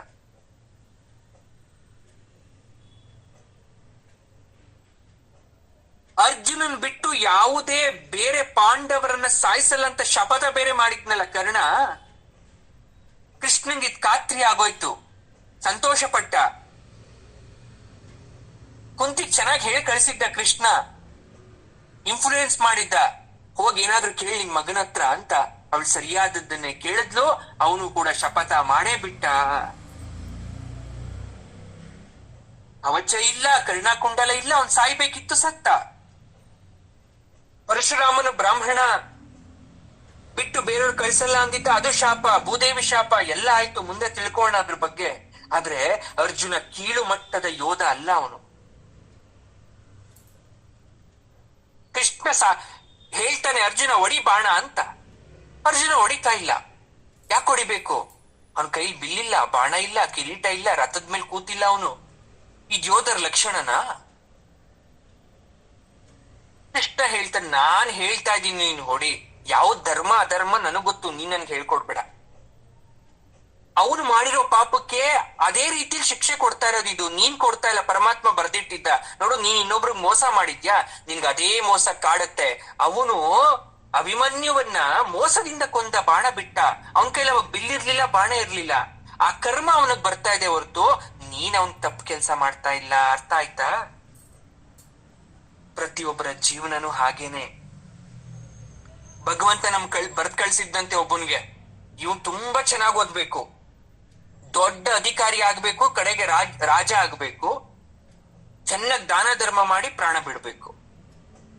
ಭೂಮಿಗ್ ಬಂದ, ದೇವ್ರು ಬರೆದಿರ್ತಕ್ಕಂತ ಹಣೆ ಬರದ್ಮೇಲೆ ಅವನೇ, ನಾವೇ ಮನುಷ್ಯರೇ ಎಕ್ಸ್ಟ್ರಾ ಬರ್ಕೊಬಿಡ್ತೀವಿ. ರಾಜ ಆಗ್ಬೇಕಾಗಿರೋನು ದರೋಡೆಕೋರ ಆದ, ದಾನ ಧರ್ಮ ಮಾಡ್ಬೇಕಾಗಿರೋನು ಕಳ್ಳ ಆದ, ಒಳ್ಳೆ ರೀತಿಲಿ ಸಾವು ಬರ್ಬೇಕಾಗಿ ಕೆಟ್ಟ ರೀತಿಲಿ ಸಾವು ಬಂತು. ಇದು ನಮಗ್ ನಾವೇ ಬರ್ಕೊಂಡಿರ್ತಕ್ಕಂತ ಹಣೆ ಬರಹ. ಇದನ್ ದೇವ್ರ ಚೇಂಜ್ ಮಾಡಕ್ಕಾಗಲ್ಲ. ಅದನ್ನೇ ಇಲ್ಲಿ ಆಗ್ತಾ ಇರೋದು. ಕರ್ಣ ನಿಮ್ಗೆ ಹೀಗ್ ಸಾವು ಬರ್ಬೇಕು ಅಂತ ಯಾರು ಎಕ್ಸ್ಪೆಕ್ಟ್ ಮಾಡಿರ್ಲಿಲ್ಲ. ಆದ್ರೆ ಕರ್ಣ ದುರ್ಯೋಧನನ ಮಾತಿಗೆ ಕಟ್ಟು ಬಿದ್ದು ಅವನ ಸಾವನ್ನ ಈ ರೀತಿ ಮಾಡ್ಕೊಂಡ. ಧೃತರಾಷ್ಟ್ರ ಪ್ರಶ್ನೆ ಕೇಳ್ತಾನೆ, ಕುರುಡ ಧೃತರಾಷ್ಟ್ರನಿಗೆ ಯುದ್ಧ ಘೋಷ ಆಯ್ತು, ಯುದ್ಧಕ್ಕೆ ಬರಕ್ಕಾಗಲ್ಲ. ಆಗ ಸಂಜಯನಿಗೆ ದಿವ್ಯ ದೃಷ್ಟಿಯನ್ನ ಕೊಟ್ಟು ಆ ಕುರುಡ ದಂಪತಿಗಳ ಹತ್ರ ಬಿಡ್ತಾರೆ. ನೋಡಪ್ಪ, ನಿಂತಿರೋ ಜಾಗದಲ್ಲಿ ಯುದ್ಧ ಭೂಮಿಯಲ್ಲಿ ಏನೇನ್ ಆಗ್ತಾ ಇದೆ ಅಂತಕ್ಕಂಥ ವಿಚಾರವನ್ನ ಗಾಂಧಾರಿ ಹಾಗೂ ಧೃತರಾಷ್ಟ್ರನಿಗೆ ತಿಳಿಸು ಅಂತ. ಯಾವಾಗ ಧೃತರಾಷ್ಟ್ರನ ಪ್ರಶ್ನೆ ಕೇಳ್ತಾನೆ ಏನಂತ, ಹಸ್ತಿನಾಪುರದ ಅರಮನೆಯಲ್ಲಿ ಕುಳಿತಿದ್ದ ಸಂಜಯನನ್ನ ಕೇಳ್ತಾನೆ, ನನ್ನವರ ಮತ್ತು ಪಾಂಡವರ ನಡುವೆ ಕುರುಕ್ಷೇತ್ರದಲ್ಲಿ ಏನ್ ಜರುಗ್ತಾ ಇದೆ, ಏನಾಗ್ತಾ ಇದೆಯಪ್ಪ? ವ್ಯಾಸ ಮಹರ್ಷಿಗಳ ಶಕ್ತಿ ಸಂಜಯನಿಗೆಲ್ಲ ಕಾಣಿಸ್ತಾ ಇತ್ತು. ಯುದ್ಧ ಭೂಮಿಯಲ್ಲಿ ಏನೇನ್ ಆಗ್ತಾ ಇದೆ ಅಂತ ಅದನ್ನ ಯಥಾವತ್ತಾಗಿ ವಿವರಿಸ್ತಾ ಇದ್ದಾನೆ.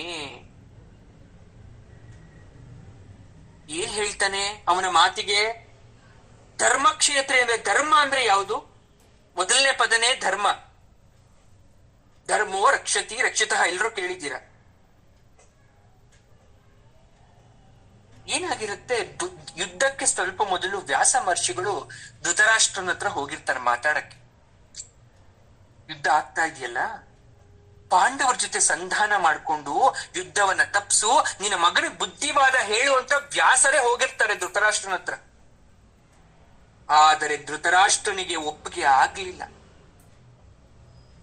ಸರಿ, ಅರಮನೆಯಲ್ಲಿ ಇದ್ದುಕೊಂಡೇ ಯುದ್ಧವನ್ನ ನೋಡ್ಬೇಕು, ಹಾಗಾಗಿ ನಿನಗೆ ಸಂಜಯನನ್ನ ನೇಮಿಸ್ತಾ ಇದ್ದೇನೆ, ಅವನಿಗೆ ದಿವ್ಯ ದೃಷ್ಟಿಯನ್ನ ಪ್ರಸಾದವಾಗಿ ಕೊಡ್ತಾ ಇದ್ದೇನೆ ಅಂತ ವ್ಯಾಸರ್ ಏನ್ ಮಾಡ್ತಾರೆ, ಕೊಟ್ಬಿಟ್ಟು ಹೋಗ್ಬಿಡ್ತಾರೆ ಅವರು.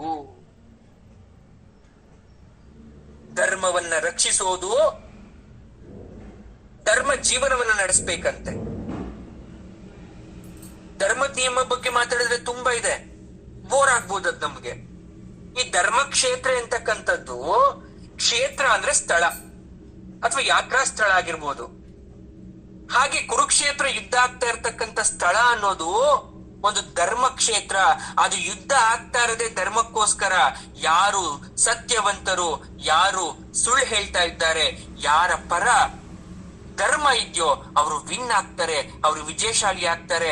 ಹಾಗಾಗಿ ಅದನ್ನ ನಿರ್ಧಾರ ಮಾಡ್ತಕ್ಕಂಥ ಭೂಮಿನೇ ಕುರುಕ್ಷೇತ್ರ, ಅದೇ ಧರ್ಮ ಕ್ಷೇತ್ರ. ಇಡೀ ಭಾರತ ದೇಶವನ್ನೇ ವೇದಗಳು ಆಳ್ತಾ ಇರ್ತಕ್ಕಂಥ ಕಾಲ ಅದು. ಹಾಗಾಗಿ ಧರ್ಮಕ್ಷೇತ್ರ ಅಂತ ಕರೀತಾ ಇದ್ರು ಭಾರತವನ್ನ, ಇಡೀ ಭೂಮಿಯನ್ನ. ಯಾವ ರಾಜರ ಹತ್ರ ಬಲವಂತವಾಗಿ ಕಪ್ಪ ಕಾಣಿಕೆಗಳನ್ನ ಕಿತ್ಕೊಂತಾ ಇರ್ಲಿಲ್ಲ, ಧರ್ಮದಿಂದ ಕಾಣಿಕೆಗಳನ್ನ ಕೇಳಿ ತಗೊಂತಾ ಇದ್ರು. ಇಲ್ಲಿ ಧೃತರಾಷ್ಟ್ರನ ದೌರ್ಬಲ್ಯ ತುಂಬಾ ಚೆನ್ನಾಗಿ ಕಾಣಿಸ್ತಾ ಇದೆ ಮೊದಲನೇ ಶ್ಲೋಕದಲ್ಲಿ. ಮಾಮಕಾಫ್ ಪಾಂಡವಾಫ್ ಅಂತ ಅವ್ನು ಬಳಸ್ತಾ ಇದ್ದಾನಲ್ಲ, ಪಾಂಡುವಿನ ಪುತ್ರರು ಯಾರು ಅಂತ ಧೃತರಾಷ್ಟ್ರನಿಗೆ ಗೊತ್ತಿರ್ಲಿಲ್ವಾ? ಅಣ್ಣ ತಮ್ಮಂದಿರ ಮಕ್ಕಳಲ್ಲಿ ಒಂದೇ ರಕ್ತ ಹರಿಯುತ್ತೆ ಅನ್ನೋದು ಗೊತ್ತಿರ್ಲಿಲ್ವಾ? ಅಣ್ಣನ ಮನೇಲಿ ಸಾವಾದ್ರೆ ತಮ್ಮನ್ ಸೂತ್ಕ, ತಮ್ಮನ ಮನೇಲಿ ಸಾವಾದ್ರೆ ಅಣ್ಣನ್ ಸೂತ್ಕ ಅಂತಕ್ಕಂಥ ವಿಚಾರ ಗೊತ್ತಿರ್ಲಿಲ್ವಾ? ಹಾಗಾದ್ರೆ ಅವ್ನು ಹೇಗ್ ಕೇಳ್ದ ಪಾಂಡವರ ಮಕ್ಕಳು ಅಂತ, ತಮ್ಮನ್ ಮಕ್ಕಳು ಅಂತ ಹೇಗ್ ಕೇಳ್ತಾ ಇದ್ದಾನೆ ಅಂದ್ರೆ ಅಧಿಕಾರ, ಹಣ ಕುಟುಂಬವನ್ನ ಬೇರೆ ಮಾಡ್ಬಿಡ್ತು. ಆಸ್ತಿಗೋಸ್ಕರ ಅಣ್ಣ ತಮ್ಮಂದಿರು ಬೇರೆ ಆಗ್ತಾ ಇದ್ದಾರೆ, ಬೇರೆ ಬೇರೆ ಶಬ್ದವನ್ನ ಬಳಸ್ತಾ ಇದ್ದಾರೆ. ನನ್ನವರು ಅಂತ ಏನಾದ್ರೂ ಧೃತರಾಷ್ಟ್ರ ಅನ್ಕೊಂಡಿದ್ರೆ, ನನಗೆ ಹೇಗೆ 100 ಜನ ಮಕ್ಳಿದ್ದಾರೆ ಹಾಗೆ ನನ್ನ ತಮ್ಮನ ಮಕ್ಕಳು ಕೂಡ, ಅವನಿಲ್ಲದಂತ ಸ್ಥಾನವನ್ನ ನಾನ್ ತುಂಬಬೇಕು, ತಂದೆಯ ಸ್ಥಾನದಲ್ಲಿ ನಾನ್ ನಿಂತ್ಕೋಬೇಕು ಅಂತ ಅವನು ಯೋಚನೆ ಮಾಡಿದಿದ್ರೆ, ತಂದೆ ಪ್ರೀತಿ ಒಂದೇ ಒಂದ್ ದಿವಸ ಪಾಪ 5 ಜನರಿಗೆ ಕೊಟ್ಟಿದ್ರೆ, ಎಲ್ಲರಿಗಿಂತ ಹಿರಿಯ ಧೃತರಾಷ್ಟ್ರ ಕುಟುಂಬದಲ್ಲಿ ಮನೆಗೆ ಯಜಮಾನ ಆಗಿರ್ತಕ್ಕಂಥವನು, ಹಿರಿಯನಾಗಿರ್ತಕ್ಕಂಥವನು ಪ್ರತಿಯೊಬ್ಬರನ್ನ ಸಮನಾಗಿ ಕಾಣ್ಬೇಕಂತೆ, ಯಾರನ್ನೂ ಕೂಡ ಹೆಚ್ಚು ಕಡಿಮೆ ಮಾಡಬಾರ್ದಂತೆ.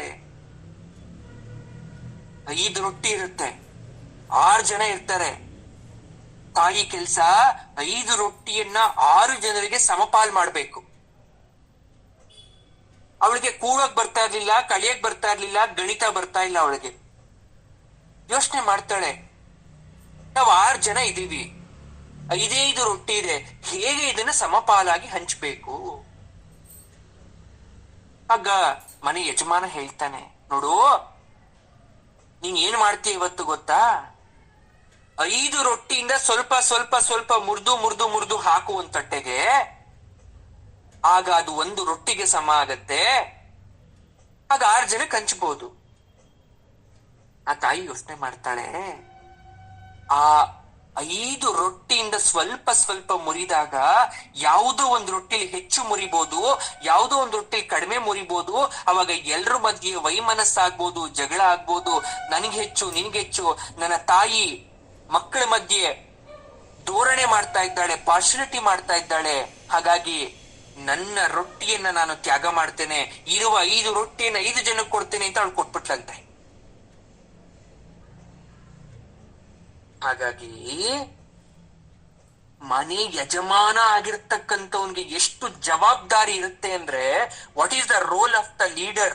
ಮನೇಲಿರ್ತಕ್ಕಂಥ ಯಜಮಾನನ ಆ ಕೆಲಸ ಏನಿರುತ್ತೆ ಅಂದ್ರೆ ಪ್ರತಿಯೊಬ್ಬರನ್ನು ಸಮವಾಗಿ ಕಾಣೋದು. ಇಲ್ಲಿ ಧೃತರಾಷ್ಟ್ರ ಎಲ್ಲರಿಗಿಂತ ಹಿರಿಯ ಅಲ್ವಾ, ಅವನ್ ಸಮವಾಗಿ ಕಾಣ್ಬೋದಿತ್ತಲ್ವ ಎಲ್ರನ್ನೂ ಕೂಡ. ಆದ್ರೆ ಪಾಂಡು ಮಕ್ಕಳನ್ನ ಬೇರೆಯವ್ರನ್ನ ಮಾಡ್ಬಿಟ್ಟ ಅವನು.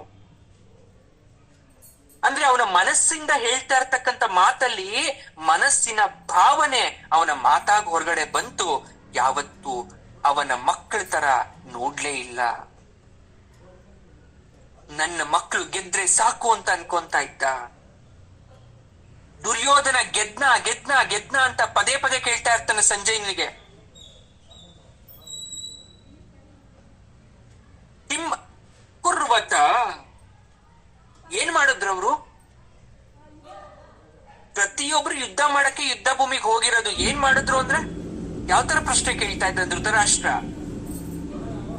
ಇದೆಲ್ಲ ಗೊತ್ತಿತ್ತು ಅವನಿಗೆ, ಆದ್ರೂ ಕುತೂಹಲ. ವಯಸ್ಸಾದ್ರೂ ಕಣ್ಣಿಲ್ಲ ಅಂದ್ರೂ ಕೂಡ ಆಸೆ ಹೋಗ್ಲಿಲ್ಲ ಮನುಷ್ಯನಿಗೆ. ಏನೇನ್ ನಡಿಬೇಕು ಎಲ್ಲ ವಿವರ ಹೇಳ್ಬಿಡು, ಮೊದಲನೇ ಪ್ರಶ್ನೆನೆ ಸಂಜಯನಿಗೆ. ಧರ್ಮ ನಮ್ಮ ಪರವಾಗಿಲ್ಲ ಅನ್ನೋ ಸತ್ಯ ಗೊತ್ತಿತ್ತು ಧೃತರಾಷ್ಟ್ರನಿಗೆ. ಧರ್ಮ ನನ್ನ ಮಕ್ಕಳಲ್ಲೂ ಇಲ್ಲ ಅಂತಕ್ಕಂಥದ್ದು ಗೊತ್ತಿತ್ತು. ಯುದ್ಧ ತಡಿಲಿಲ್ಲ. ನಾನು ಮಾಡ್ತಿರೋ ತಪ್ಪು ಅಂತಕ್ಕಂಥದ್ದು ಗೊತ್ತಿತ್ತು, ಮಗನು ಬುದ್ಧಿವಾದ ಹೇಳಲಿಲ್ಲ. ಕೆಟ್ಟ ನಂಬಿಕೆ, ಮೋಸದಿಂದ ಆದ್ರೂ ನನ್ನ ಮಗ ಗೆದ್ದು ಬಿಡ್ತಾನೆ.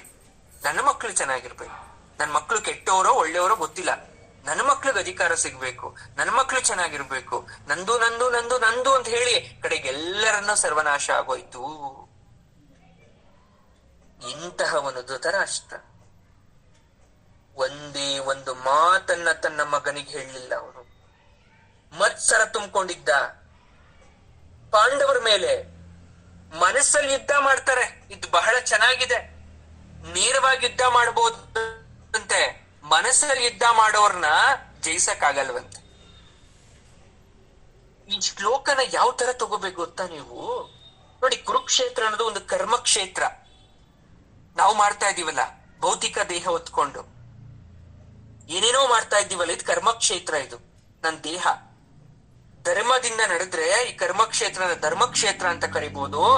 ನಾವು ಧರ್ಮದಿಂದ ನಡೆದ್ರೆ, ಬರೀ ಪಾಪಗಳನ್ನ ಮಾಡ್ಕೊಂಡ್ರೆ ಈ ನನ್ನ ದೇಹವನ್ನ ಧರ್ಮಕ್ಷೇತ್ರದ ಬದಲು ಅತ್ಯಂತ ಘೋರವಾದ ಕರ್ಮಕ್ಷೇತ್ರ ಅಂತ ಕರಿಬಹುದು.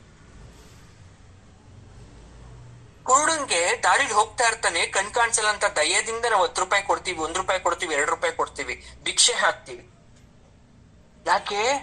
ಆತನಿಗೆ ಸರಿ ತಪ್ಪು ಅರಿವು, ಲೋಕವನ್ನ ನೋಡಿ ಅವನಿಗೆ ದುಡಿಯೋ ಶಕ್ತಿ ಇಲ್ಲ ಅಂತ. ಆದ್ರೆ ಧೃತರಾಷ್ಟ್ರನಿಗೆ ಎಲ್ಲವೂ ಇತ್ತು. ಆತ್ಮ ಅಂತಕ್ಕಂಥದ್ದು ಅವನಿಗೆ ಸಾಕ್ಷಾತ್ಕಾರ ಆಗ್ಲಿಲ್ಲ, ಯೋಗಶಾಸ್ತ್ರ ಅಂತಕ್ಕಂಥದ್ದು ಬರ್ಲಿಲ್ಲ, ಬ್ರಹ್ಮವಿದ್ಯೆ ಬರ್ಲಿಲ್ಲ, ಧರ್ಮ ಅಧರ್ಮಗಳು ಗೊತ್ತಿದ್ರು ಕೂಡ ಅದನ್ನ ಸರಿಯಾದ ಸಮಯದಲ್ಲಿ ನಿರ್ಧಾರವನ್ನ ತಗೊಂಡ್ಲಿಲ್ಲ. ತುಂಬಾ ಜನ ಗೊಂದಲ. ಧರ್ಮ ಅಧರ್ಮದ ಯುದ್ಧ ಹೇಗಿರುತ್ತೆ, ಯಾವ್ದ್ ಸರಿ ಯಾವ್ದ್ ತಪ್ಪು, ಒಂದಿಂದಲೇ ಆನ್ಸರ್ ಮಾಡಕ್ ಆಗಲ್ಲ ಅದನ್ನ. ಹಾಗಾದ್ರೆ ಕೌರವರೆಲ್ಲ ಅಜ್ಞಾನದಿಂದ ಸತ್ತೋದ್ರ? ಪಾಂಡವರ ಜ್ಞಾನ ಇದ್ದಿಕ್ಕೆ ಅವ್ರು ಬದುಕೊಂಡ್ರ? ತಪ್ಪು. ಪಾಂಡವರಲ್ಲೂ ಕೂಡ ಅಜ್ಞಾನ ಇತ್ತು, ಆದ್ರೆ ಇವರಷ್ಟಿರ್ಲಿಲ್ಲ. ನೋಡಿ, ನೀವು ಕೆಟ್ಟವರಾಗಿ ಬೇಡ ಅಂತ ಹೇಳಲ್ಲ. ಜಗತ್ತಲ್ಲಿ ಇರ್ತಕ್ಕಂಥ ಎಲ್ಲ ಮನುಷ್ಯನು ಒಳ್ಳೆಯವ್ರಂತ ಡಿಕ್ಲೇರ್ ಮಾಡ್ಬಿಟ್ರೆ ದೇವ್ರು ಬೇಕಾಗಲ್ಲ ನಮ್ಗೆ. ನೀವು ಕೆಟ್ಟವರಾಗಿ, ಆದ್ರೆ ಆ ಕೆಟ್ಟತನ ಎಲ್ಲಾದ್ರಲ್ಲೂ ಉಪಯೋಗ ಮಾಡಕ್ ಹೋಗ್ಬೇಡಿ.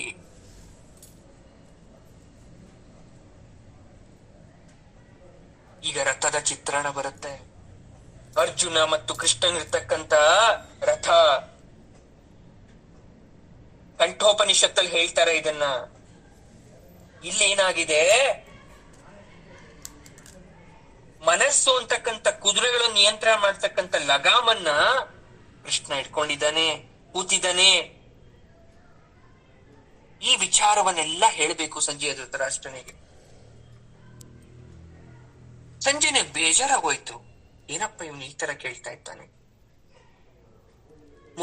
ಮೊದಲನೇ ಪದದಲ್ಲೇ ಸ್ವಂತ ದೊಡ್ಡಪ್ಪ ಆಗಿರ್ತಕ್ಕಂಥವನು ತಮ್ಮನ ಮಕ್ಕಳನ್ನ ತನ್ನ ಮಕ್ಕಳು ಅಂತ ಕಾಣ್ದೆ ಪಾಂಡುವಿನ ಮಕ್ಕಳು ಅಂತ ಹೇಳ್ತಾ ಇದ್ದಾನಲ್ಲ. ಅದಕ್ಕೆ ಸಂಜಯ್ ಹೇಳ್ತಾನೆ, ಸ್ವಾಮಿ, ರಣರಂಗದಲ್ಲಿ ಪಾಂಡವರ ಸೇನಾವ್ಯೂಹದ ರಚನೆಯನ್ನು ನೋಡಿರ್ತಕ್ಕಂಥ ದುರ್ಯೋಧನ ರಥದಿಂದ ಕೆಳಗಡೆ ಇಳಿದು ಬಿಟ್ಟು ಗುರು ದ್ರೋಣರ ಬಳಿಗೆ ಹೋಗಿ ಮಾತಾಡ್ತಾ ಇದ್ದಾನೇನೋ. ಧೃತರಾಷ್ಟ್ರನ ಪ್ರಶ್ನೆಗೆ ಉತ್ತರ ಕೊಡ್ಬೇಕಾದ್ರೆ ಸಂಜಯ ದುರ್ಯೋಧನನ ರಾಜ ಅಂತಾನೆ. ದೃಷ್ಟ್ವಾತು ಪಾಂಡವಾನೀಕಂ ವ್ಯೂಢಂ ದುರ್ಯೋಧನಸ್ತತ ಆಚಾರ್ಯ ಉಪಸಂಗಮ್ಯ ರಾಜ ವಚನಮಬ್ರವೀತ್. ರಾಜ ಅಂತ ಖುಷಿ ಆಗ್ಲಿ. ಯಾರಿಗೆ? ಧೃತರಾಷ್ಟ್ರನಿಗೆ. ಯಾಕಂದ್ರೆ ಈ ರಾಜ ಪಟ್ಟ ತುಂಬಾ ದಿವಸ ಇರಲ್ವಲ್ಲ, ಯುದ್ಧ ಮುಗಿಯೋ ತನಕ ಅಂತ ಸಂಜಯನಿಗೂ ತುಂಬಾ ಚೆನ್ನಾಗ್ ಗೊತ್ತಿತ್ತು. ಹಾಗಾಗಿ ರಾಜ ಅಂತ ಕರೆದು ಈ ಕ್ಷಣದಲ್ಲಾದ್ರೂ ಖುಷಿ ಪಟ್ಟು ಬಿಡ್ಲಿ ಧೃತರಾಷ್ಟ್ರ. ಯಾರು ರಾಜ ಅಂದ್ರೆ ಸ್ವತಃ ತನ್ನ ವೈಭವಗಳಿಗೋಸ್ಕರ ಬೇರೆಯವ್ರನ್ನ ಬಲಿ ಕೊಡೋನ್ ರಾಜ ಅಲ್ಲ. ತನ್ನಲ್ಲಿರೋದೆಲ್ಲ ಕರ್ಗ ಹೋಗ್ಬಿಟ್ರು ಪ್ರಜೆಗಳು ಚೆನ್ನಾಗಿರ್ಬೇಕು ಅಂತ ಬಯಸೋನೇ ರಾಜ. ಜೊತೆಗೆ ಕೌರವರ ನೌಕರನಾಗಿದ್ದ ಸಂಜಯ, ಅವನಿಗೆ ಬೇರೆ ವಿಧಿ ಇಲ್ಲ, ದುರ್ಯೋಧನನ್ನ ರಾಜ ಅಂತ ಕರೀಲೇಬೇಕಿತ್ತು. ಅನ್ನದ ಋಣ. ಧೃತರಾಷ್ಟ್ರ ಹಸ್ತಿನಾಪುರದ ಸಿಂಹಾಸನಾರೂಢನಾಗಿದ್ದ. ಆದ್ರೆ ಅಧಿಕಾರ ಎಲ್ಲ ದುರ್ಯೋಧನ ಕೈಲಿತ್ತು. ಸಂಜಯ ಧೃತರಾಷ್ಟ್ರನಿಗೆ ರಾಜನಾದ ಆತನ ಪುತ್ರ ಎರಡೂ ಅಧಿಕಾರವು ಸೈನ್ಯಗಳನ್ನ ವೀಕ್ಷಿಸು ಅಂತ ಹೇಳ್ತಾನೆ. ಹೆಂಗಿದೆ ಗೊತ್ತಾ ಸೈನ್ಯ? ಧೃತರಾಷ್ಟ್ರ, ಎರಡೂ ಕಡೆ ಸೈನ್ಯವನ್ನ ನೋಡ್ತಾ ಇದ್ದೇನೆ. ಪಾಂಡವರ ಸೈನ್ಯ ಎಷ್ಟಿರ್ಬೋದು ಅಂತಕ್ಕಂಥ ಅನುಮಾನ ಇಲ್ಲಿ ಧೃತರಾಷ್ಟ್ರನಿಗೆ. ಕೌರವರ ಸೈನ್ಯ ಎಷ್ಟಿದೆ ಅಂತಕ್ಕಂಥ ಜಂಬ. ಇಲ್ಲಿ ಪಾಂಡವರ ಸೇನೆಯನ್ನ ನೋಡಿ ದುರ್ಯೋಧನಿಗೇನೋ ಅನ್ನಿಸ್ತು. ಕೆಳಗಡೆ ಇಳಿದು ಬಿಟ್ಟು ತನ್ನ ಗುರುಗಳಾದ ದ್ರೋಣಾಚಾರ್ಯ ಬಳಿಗೆ ಹೋಗಿ ಮಾತಾಡ್ತಾನೆ.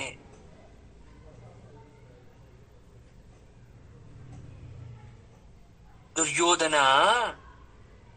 ಆಚಾರ್ಯರೇ, ಗುರುಗಳೇ, ದ್ರುಪದನ ಪ್ರತಿಭಾವಂತ ಪುತ್ರನಾಗಿರ್ತಕ್ಕಂಥ ದುಷ್ಟ ಪಾಂಡುವಿನ ಪುತ್ರರ ಈ ಮಹಾನ್ ಸೈನ್ಯವನ್ನ ನೋಡಿ ಅವನು ರಚನೆ ಮಾಡಿರ್ತಕ್ಕಂಥದ್ದಿದು. ನೋಡಿ, ದುರ್ಯೋಧನ ಮೊಟ್ಟ ಮೊದಲಿಗೆ ದ್ರೋಣರ ಬಳಿಗೆ ಯಾಕೆ ಹೋಗ್ಬೇಕಾಗಿತ್ತು? ದ್ರೋಣರು ಸೇನಾಧಿಪತಿಗಳಾಗಿರ್ಲಿಲ್ಲ. ಯಾಕಂದ್ರೆ ಭೀಷ್ಮ ಇದ್ದ. ಅವನ್ಗೇನಾದ್ರೂ ಅನುಮಾನ ಇದ್ರೆ ಹೋಗ್ಬೇಕಾಗಿರೋದು ಭೀಷ್ಮನ ಹತ್ರ ಮಾತಾಡ್ಬೇಕು. ಆದ್ರೆ ಭೀಷ್ಮನ ಹತ್ರ ಹೋಗ್ಲಿಲ್ಲ. ಇನ್ನೇನ್ ಯುದ್ಧ ಆರಂಭ ಆಗಬೇಕು, ಭೀಷ್ಮರು ನನ್ ಜೊತೆನೆ ಇದ್ದಾರೆ ಅಂತಕ್ಕಂಥ ಖಾತ್ರಿ ಆಗಿತ್ತು. ಆದ್ರೆ ದ್ರೋಣರ ಮೇಲೆ ಅನುಮಾನ ಇತ್ತು ಅವನಿಗೆ. ಹಾಗಾಗಿ ದ್ರೋಣರ ಬಳಿಗೆ ಹೋದ ಅನುಮಾನ. ಯಾಕಂದ್ರೆ ಪ್ರಿಯ ಶಿಷ್ಯರಲ್ವ ಪಂಚಪಾಂಡವರು. ದ್ರೋಣ ಏನಾದ್ರೂ ಯುದ್ಧದಲ್ಲಿ ಸರಿಯಾಗಿ ಯುದ್ಧ ಮಾಡದೆ ಹೋದ್ರೆ, ಎಲ್ಲ ಶಿಷ್ಯರು ಅನ್ನೋ ಕಾರಣಕ್ಕೋಸ್ಕರ ಬಾಣವನ್ನ ಪ್ರಯೋಗ ಮಾಡದೆ ಹೋದ್ರೆ, ಹಾಗಾಗಿ ಹೋಗ್ಬಿಟ್ಟು ಅವನ ಶತ್ರುವಿನ ಮಗನ ಮೇಲೆ ಎತ್ಕಟ್ಟಕ್ಕಂತ ಪ್ರಯತ್ನವನ್ನ ಮಾಡ್ದ, ದ್ರೋಣರಿಗೆ ಕೋಪ ಬರ್ಲಿ ಅಂತ. ಆದ್ರೆ ದ್ರೋಣಂಗ್ ಗೊತ್ತಿಲ್ವಾ ಈ ಮಾತೆಲ್ಲ? ಯಾಕಂದ್ರೆ ಗುರುಸ್ಥಾನದಲ್ಲಿರೋರವರು ಪಾಂಡವರ ಮಹಾನ್ ಸೈನ್ಯವನ್ನ ಹೇಗೆ ರಚನೆ ಮಾಡಲಾಗಿದೆ ನೋಡಿ ಅಂತ ದ್ರೋಣರಿಗೆ ಬಂದು ಹೇಳಿದಾಗ ದ್ರೋಣರ್ ಹೇಳ್ತಾರೆ, ಅಯ್ಯ, ನನಗೆ ಗೊತ್ತು ಈ ಮಾತು ನೀನ್ ಯಾಕೆ ಹೇಳ್ತಾ ಇದ್ಯಾ ಅಂತ. ಈ ದ್ರುಪದನ ಮಗನಾದಂತಹ ದುಷ್ಟದುಮ್ನ ಯಾರು ಅಂತನೂ ನನಗೆ ಗೊತ್ತು. ಅವನು ಶತ್ರು ಅಂತನೂ ಗೊತ್ತು. ನನ್ನ ವಿರುದ್ಧವಾಗಿ ಹೋರಾಡುವ ಸಲುವಾಗಿ ಪಾಂಡವರ ಪಕ್ಷದಲ್ಲಿ ಇದ್ದಾನೆ ಅಂತನೂ ಗೊತ್ತು. ಪಾಂಡವರೆಲ್ಲರೂ ನನಗೆ ಪ್ರಿಯರು ಅಂತನೂ ಗೊತ್ತು. ನಿನಗೆ ನನ್ನ ಮೇಲೆ ಸಂಪೂರ್ಣವಾದ ನಂಬಿಕೆ ಇಲ್ಲ ಅಂತನೂ ಗೊತ್ತು. ಆದ್ರೆ ನಾನು ಎಂದು ಉಂಡ ಮನೆಗೆ ದ್ರೋಹವನ್ನ ಬಗೆಯುವವನಲ್ಲ ಅಂತಕ್ಕಂಥದ್ನ ಚೆನ್ನಾಗಿ ಅರ್ಥ ಮಾಡ್ಕೋ.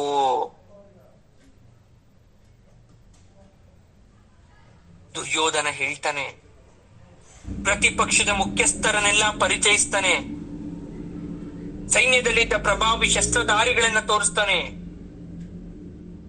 ಆದ್ರೆ ದ್ರೋಣನ ಪಾತ್ರ ಅತಿ ಮುಖ್ಯವಾಗಿತ್ತು ಯುದ್ಧದಲ್ಲಿ. ಹಾಗಾಗಿ ಹೇಳ್ತಾನೆ ಮುಂದಕ್ಕೆ ನೋಡಿ, ಇಲ್ಲಿ ಭೀಮಾರ್ಜುನರಿಗೆ ಸಮನಾಗಿರ್ತಕ್ಕಂಥವ್ರು, ಎದುರಿಸಲಾಗಿರ್ತಕ್ಕಂಥವ್ರು ಯಾರು ಇಲ್ಲ ಅಂತಲ್ಲ, ಬಹಳ ಜನ ಇದ್ರು. ಪಾಂಡವರ ಸೈನ್ಯದಲ್ಲಿ ಯುದ್ಧ ಮಾಡಕ್ಕೆ ಎಷ್ಟು ಜನ ಇದ್ರು ಅದರ 100ರಷ್ಟು ವೀರಾದಿ ವೀರರು ಕೌರವರ ಸೈನ್ಯದಲ್ಲಿ ಇರ್ತಾರೆ. ಆದ್ರೂ ಪಾಂಡವರಿಗೆ ವಿಜಯ ಆಗ್ಬೇಕಿತ್ತಲ್ಲಿ. ಇಲ್ಲಿ ಈಗ ಅರ್ಜುನ ಹೊಂದಿರ್ತಕ್ಕಂಥ ಧನುಸ್ಸಿಗೆ ಗಾಂಡೀವ ಅಂತ ಕರೀತಾ ಇದ್ರು. ಎಲ್ಲರ ಹತ್ರ ಒಂದೊಂದು ಶಂಖ ಇತ್ತು. ಯುದ್ಧದಲ್ಲಿ ಹೋರಾಟ ಮಾಡ್ಬೇಕಿನ್ನ ಮೊದಲು ಆ ಶಂಖವನ್ನ ಊದ್ತಾ ಇದ್ರು. ಅದನ್ನ ತುತ್ತೂರಿ ಅಂತ ಕರೀತಾರೆ. ಇದು ಯುದ್ಧ ಮಾಡೋ ಮುಂಚೆ ಒಂದು ವ್ಯಾಯಾಮ, ತನ್ನ ಉಸಿರನ್ನ ಸಾಧ್ಯವಾದಷ್ಟು ಮಟ್ಟಿಗೆ ದೇಹದಲ್ಲಿ ಇಟ್ಕೊಂತಕ್ಕಂಥದ್ದು. It is a process of pranayama. ನೋಡಿ, ಯುದ್ಧ ಮಾಡ್ಬೇಕಾದ್ರೆ ಯಾಕೆ ಶಂಖವನ್ನ ಊದ್ತಾ ಇದ್ದಿದ್ದು? ಪ್ರಾಣಾಯಾಮ ಮಾಡೋ ಉದ್ದೇಶದಿಂದ, ಅಥವಾ ಉಸಿರನ್ನ ಹೊಟ್ಟೆ ಒಳಗಡೆ ಇಟ್ಕೊಂಡು ಹೊರಗಡೆ ಬಿಡ್ತಕ್ಕಂಥ ಪ್ರಕ್ರಿಯೆ, ನಾಡಿ ಶುದ್ಧಿಗೋಸ್ಕರ. ಹೀಗೆ ಇವರೆಲ್ಲರೂ ಸುಪ್ರಸಿದ್ಧವಾದ ಧನುಸ್ ಇಟ್ಕೊಂಡಿದ್ದಾರೆ, ಶಂಖ ಇಟ್ಕೊಂಡಿದ್ದಾರೆ.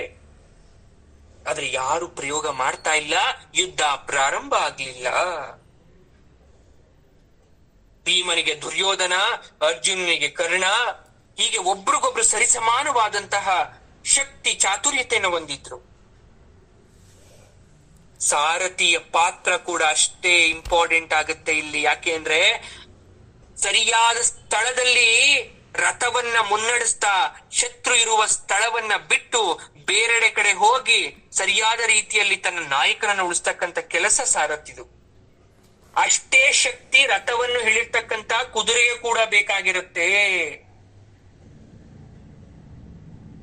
ಅದಕ್ಕೆ ಅರ್ಜುನನಿಗೆ ಕೃಷ್ಣ ಅಷ್ಟೇ ಅಲ್ಲ, ದುಷ್ಟಕೇತು, ಚೇಕಿತ್ತಾನ, ವೀರ್ಯ, ಕುಂತಿ ಭೋಜ, ಪುರುಜಿತ್, ಕಾಶಿರಾಜ, ನರಪುಂಗವ ಎಲ್ಲರೂ ವೀರಾದಿ ವೀರರೇ. ದುಷ್ಟಕೇತು ಶಿಶುಪಾಲನ ಮಗ, ಚೇಕಿತಾನ ವೃಷ್ಣಿ ಕುಲಕ್ಕೆ ಸೇರಿದ ಯಾದವರ ಮುಖಂಡ, 7 ಅಕ್ಷೋಹಿಣಿ ಸೈನ್ಯದ ಅಧಿಪತಿ. ಪುರುಜಿತ್ ಅಂತಕ್ಕಂಥವನು ಕುಂತಿಯ ಸಹೋದರನಲ್ಲಿ ಒಬ್ಬ, ಕುಂತಿ ಭೋಜ ಇನ್ನೊಬ್ಬ ಅಣ್ಣ, ಶೈಬ್ಯ ಯುಧಿಷ್ಠಿರನ ಹೆಂಡತಿಯ ತಂದೆ. ಯುಧಿಷ್ಠಿರನ ಹೆಂಡತಿ ದೇವಿಕಾ ಅಂತ ಇರ್ತಾಳೆ, ಅವರ ಅಪ್ಪ ಈ ಶೈಬ್ಯ. ಕಾಶಿ ರಾಜ ಅಬಿಬು ಅಂತ ಕೂಡ ಕರಿತೀವಿ. ಹೀಗೆ ಎಲ್ಲ ಮಹಾ ನಾಯಕರೇ. ಹಾಗಾದ್ರೆ ಒಂದು ನಮ್ಗೆ ಅನುಮಾನ ಕಾಡುತ್ತಿಲ್ಲಿ, ಗುರು ಯಾವುದು ಸತ್ಯ ಯಾವುದು ಸುಳ್ಳು? ಇವರೆಲ್ಲರೂ ಮಹಾಯೋಧರು,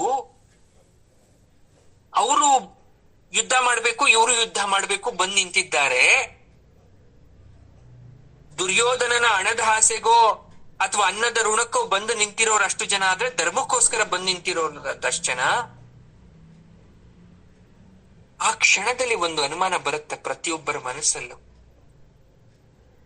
ಈ ಯುದ್ಧ ಆದ್ಮೇಲೆ ಏನಾಗಬಹುದು, ವಾಟ್ ನೆಕ್ಸ್ಟ್? ನಾನ್ ಬದುಕ್ತೀನ, ನಾನ್ ಸಾಯ್ತೀನ? ನಾನ್ ಸತ್ರೆ ಯಾರಿಗ್ ಲಾಭ, ಯಾರಿಗ್ ನಷ್ಟ? ನನ್ ಮನೇಲಿ ನನ್ನ ಹೆಂಡತಿ ಮಕ್ಕಳ ಪರಿಸ್ಥಿತಿ ಏನಾಗ್ಬೇಕು? ಅಥವಾ ನಾನ್ ಸತ್ತೆ ಅಂದ್ಬಿಟ್ಟು ದುರ್ಯೋಧನ ಏನಾದ್ರೂ ನಮಗೆ ವಿಶೇಷವಾಗಿ ಏನಾದ್ರೂ ಮಾಡ್ತಾನ? ಅಥವಾ ಶ್ರೀಕೃಷ್ಣ ಇದಾನಲ್ಲ, ಅವ್ನ್ ನಿಜವಾಗ್ಲೂ ಯುದ್ಧ ಮಾಡಲ್ವೋ ಅಥವಾ ಸುಳ್ಳು ಹೇಳಿ ಬಂದ್ ಕೂತ್ಕೊಂಡಿದ್ದಾನೋ? ಅವ್ನ ಏನಾದ್ರೂ ಸುದರ್ಶನ ಬಿಟ್ಬಿಟ್ಟು ಎಲ್ಲರೂ ಒಂದೇ ಸಲ ಭಸ್ಮ ಮಾಡ್ಬಿಟ್ರೆ? ಈ ಅನುಮಾನ ಪ್ರತಿಯೊಬ್ಬರ ಮನಸ್ಸಲ್ಲೂ ಕೂಡ ಬಂದಿತ್ತು. ಆದರೆ ಇನ್ನೊಂದು ಮನ್ಸಿರುತ್ತೆ ಮನುಷ್ಯನಿಗೆ, ಇದನ್ನೆಲ್ಲ ಅದಂಬಿಟ್ಟು ಏನಾಗಲ್ಲ, ಹೋಗು ಮುಂದೆ, ನೀನ್ ಎಷ್ಟು ಶಕ್ತಿವಂತ, ಎಷ್ಟು ಶೂರವಂತ, ನೀನನ್ ಯಾರು ಸೋಲ್ಸಕ್ಕಾಗಲ್ಲ, ನೀನು ಒಂದೇ ಸಲ 1000 ಜನ ಸಾಯಿಸ್ಬಿಡ್ತೀಯ, ಅಷ್ಟು ಶಕ್ತಿ ನಿನ್ನಲ್ಲಿದೆ ಅಂತ ಒಳಗಡೆಯಿಂದ ಒಂದು ಹುಮ್ಮಸ್ ಕೊಡುತ್ತೆ. ಅದ್ ನಾಶ ಮಾಡೋ ಹುಮ್ಮಸ್ಸದು. ಯಾಕೆ ಎದುರುತ್ತಿ? 5 ಲಕ್ಷ ಸಾಲ ಮಾಡಿದವ್ರಿಗೆ 10 ಲಕ್ಷ ಸಾಲ ಮಾಡೋದ್ ಕಷ್ಟನಾ? ನೀನ್ ತೀರ್ಸೋ ಕೆಪಾಸಿಟಿ ಇಲ್ವಾ ನಿನ್ಗೆ? ಒಬ್ರಿಗೆ ಮೋಸ ಮಾಡಿದವ್ರು ಇನ್ನೊಬ್ರನ್ನ ಮೋಸ ಮಾಡೋದ್ ಕಷ್ಟನಾ? ಮಾಡ್ತೀನಿ, ನೀನ್ ಮುಂದಕ್ಕೆ ಹೋಗು ಅಂತ ಒಂದ್ ಮನ್ಸು ಹೇಳುತ್ತಲ್ಲ, ಅವಾಗ ಮನುಷ್ಯ ಎಲ್ಲೆಲ್ಲೋ ಹೋಗ್ಬಿಡ್ತೀವಿ ನಾವು. ಆಹಾ, ಹೌದು, ನಿಜ. ಹಾಗೆ ಇಲ್ಲೂ ಕೂಡ. ಹಾಗಾದ್ರೆ ಮುಂದೆ ಏನಾಯ್ತು? ನಾವು ಮೊದಲನೇ ಅಧ್ಯಾಯದಿಂದ ಶುರು ಮಾಡಿದ್ವಿ. ಮುಖ್ಯವಾಗಿ ಗಮನಿಸಬೇಕಾಗಿರ್ತಕ್ಕಂಥ ಕೃಷ್ಣಾರ್ಜುನರ ಸಂವಾದ ಇಲ್ಲಿ. ದುರ್ಯೋಧನ ಮಾತಾಡ್ತಾನೆ, ಎಲ್ಲ ಆಗತ್ತೆ, ಮುಂದಕ್ಕೇನು, ಯಾವ ರೀತಿ ಅರ್ಜುನನ ಶೋಕವನ್ನು ವಿನಾಶ ಮಾಡ್ತಾನೆ, ಅದಕ್ಕಿಂತ ಮುಂಚೆ ಯಾರ್ಯಾರ ಪಾತ್ರಧಾರಿಗಳನ್ನ ನಮ್ಗೆ ಹೇಳ್ತಾ ಇದ್ದಾರೆ, ಅವರ ಕರ್ತವ್ಯ ಏನು ಅಂತ ಹೇಳ್ತಾ ಇದ್ದಾರೆ. ಅಷ್ಟು ವಿಚಾರವನ್ನ ನಾವು ಮುಂದಿನ ತರಗತಿಯಲ್ಲಿ ತಿಳ್ಕೊಳ್ಳೋಣ. ಸಾಕಷ್ಟು ವಿಚಾರ, ಒಂದು ಕ್ಷಣಕ್ಕೆ ಮುಗಿಯುವಂತದ್ದಲ್ಲ. ಹಾಗೆ ಮುಂದಿನ ವಾರ ವಿಶೇಷವಾದ ಕತೆ ಇದೆ, ಕತೆ ಬರುತ್ತೆ ನೋಡಿ. ಭಗವದ್ಗೀತೆ ನಾವು ಶುರು ಮಾಡಿರೋದು ಪ್ರಾರಂಭದಿಂದ. ಇದರ ಮುನ್ನೋಟವನ್ನ ನಿಮ್ಗೆ ಹೇಳ್ಬಿಡ್ತೀನಿ, ಕೇಳಿಸ್ಕೊಳ್ಳಿ. ಮುಂದೆ ಸಾಕಷ್ಟು ಪಾತ್ರಧಾರಿಗಳು ಬರ್ತಾ ಹೋಗ್ತಾರೆ, ಸಾಕಷ್ಟು ಕತೆ ಬರ್ತಾ ಹೋಗುತ್ತೆ. ಜೊತೆಗೆ ಯುದ್ಧ ಎಲ್ಲ ಮುಗಿದ ಮೇಲೆ ಪಾಂಡವರ ವಾನಪ್ರಸ್ಥವನ್ನ ಕೂಡ ಹೇಳ್ತೇವೆ. ಯಾವ ರೀತಿ ಅವರು ತಮ್ಮ ದೇಹವನ್ನ ತ್ಯಾಗ ಮಾಡಿದ್ರು, ಇಷ್ಟೆಲ್ಲ ಕಷ್ಟಪಟ್ಟು ಹೋರಾಡ್ತಾ ಇರೋರು ಯಾವ ರೀತಿ ಅಂತಿಮ ಯಾತ್ರೆಯನ್ನ ಕೊನೆಗೊಳಿಸ್ತಾರೆ ಅನ್ನೋ ವಿಚಾರವನ್ನ ಕೂಡ ತಿಳ್ಕೋಬೇಕಾಗತ್ತೆ ನಾವು. ಇವತ್ ಕೇಳ್ತಾ ಇದ್ದೀರಲ್ವಾ, ನಿಮ್ ಮನ್ಸಲ್ಲಿ ಒಂದಷ್ಟು ಬಂದಿರುತ್ತೆ ವಿಚಾರ. ಕಡೆ ದಿವ್ಸ ನೋಡಿ ಈ ಎಲ್ಲ ಮರ್ತೋಗ್ಬಿಟ್ಟು ಇಷ್ಟೇನಾ ಜೀವನ ಅನ್ಸ್ಬಿಡುತ್ತೆ. ಎಸ್, ಈ ಜೀವನ ಇಷ್ಟೇ, ಆದ್ರೆ ಅದಕ್ಕೆ ಹೋರಾಡ್ಲೇಬೇಕು. ಅದು ಮನುಷ್ಯನಾಗಿರ್ತಕ್ಕಂಥವನ ಕರ್ತವ್ಯ. ನಮಗ್ ಬೇರೆ ಆಪ್ಷನ್ ಇಲ್ಲ. ಹೋರಾಡ್ಬೇಕು, ಮುಂದಕ್ಕೆ ಹೋಗೋಣ. ಆದ್ರೆ ನಿಧಾನವಾಗಿ ಅದನ್ನ ಅರ್ಥ ಮಾಡ್ಕೊಳಕ್ಕೆ ಪ್ರಯತ್ನ ಪಡಿ. ಸರ್ವಂ ಶ್ರೀ ಕೃಷ್ಣಾರ್ಪಣಮಸ್ತು.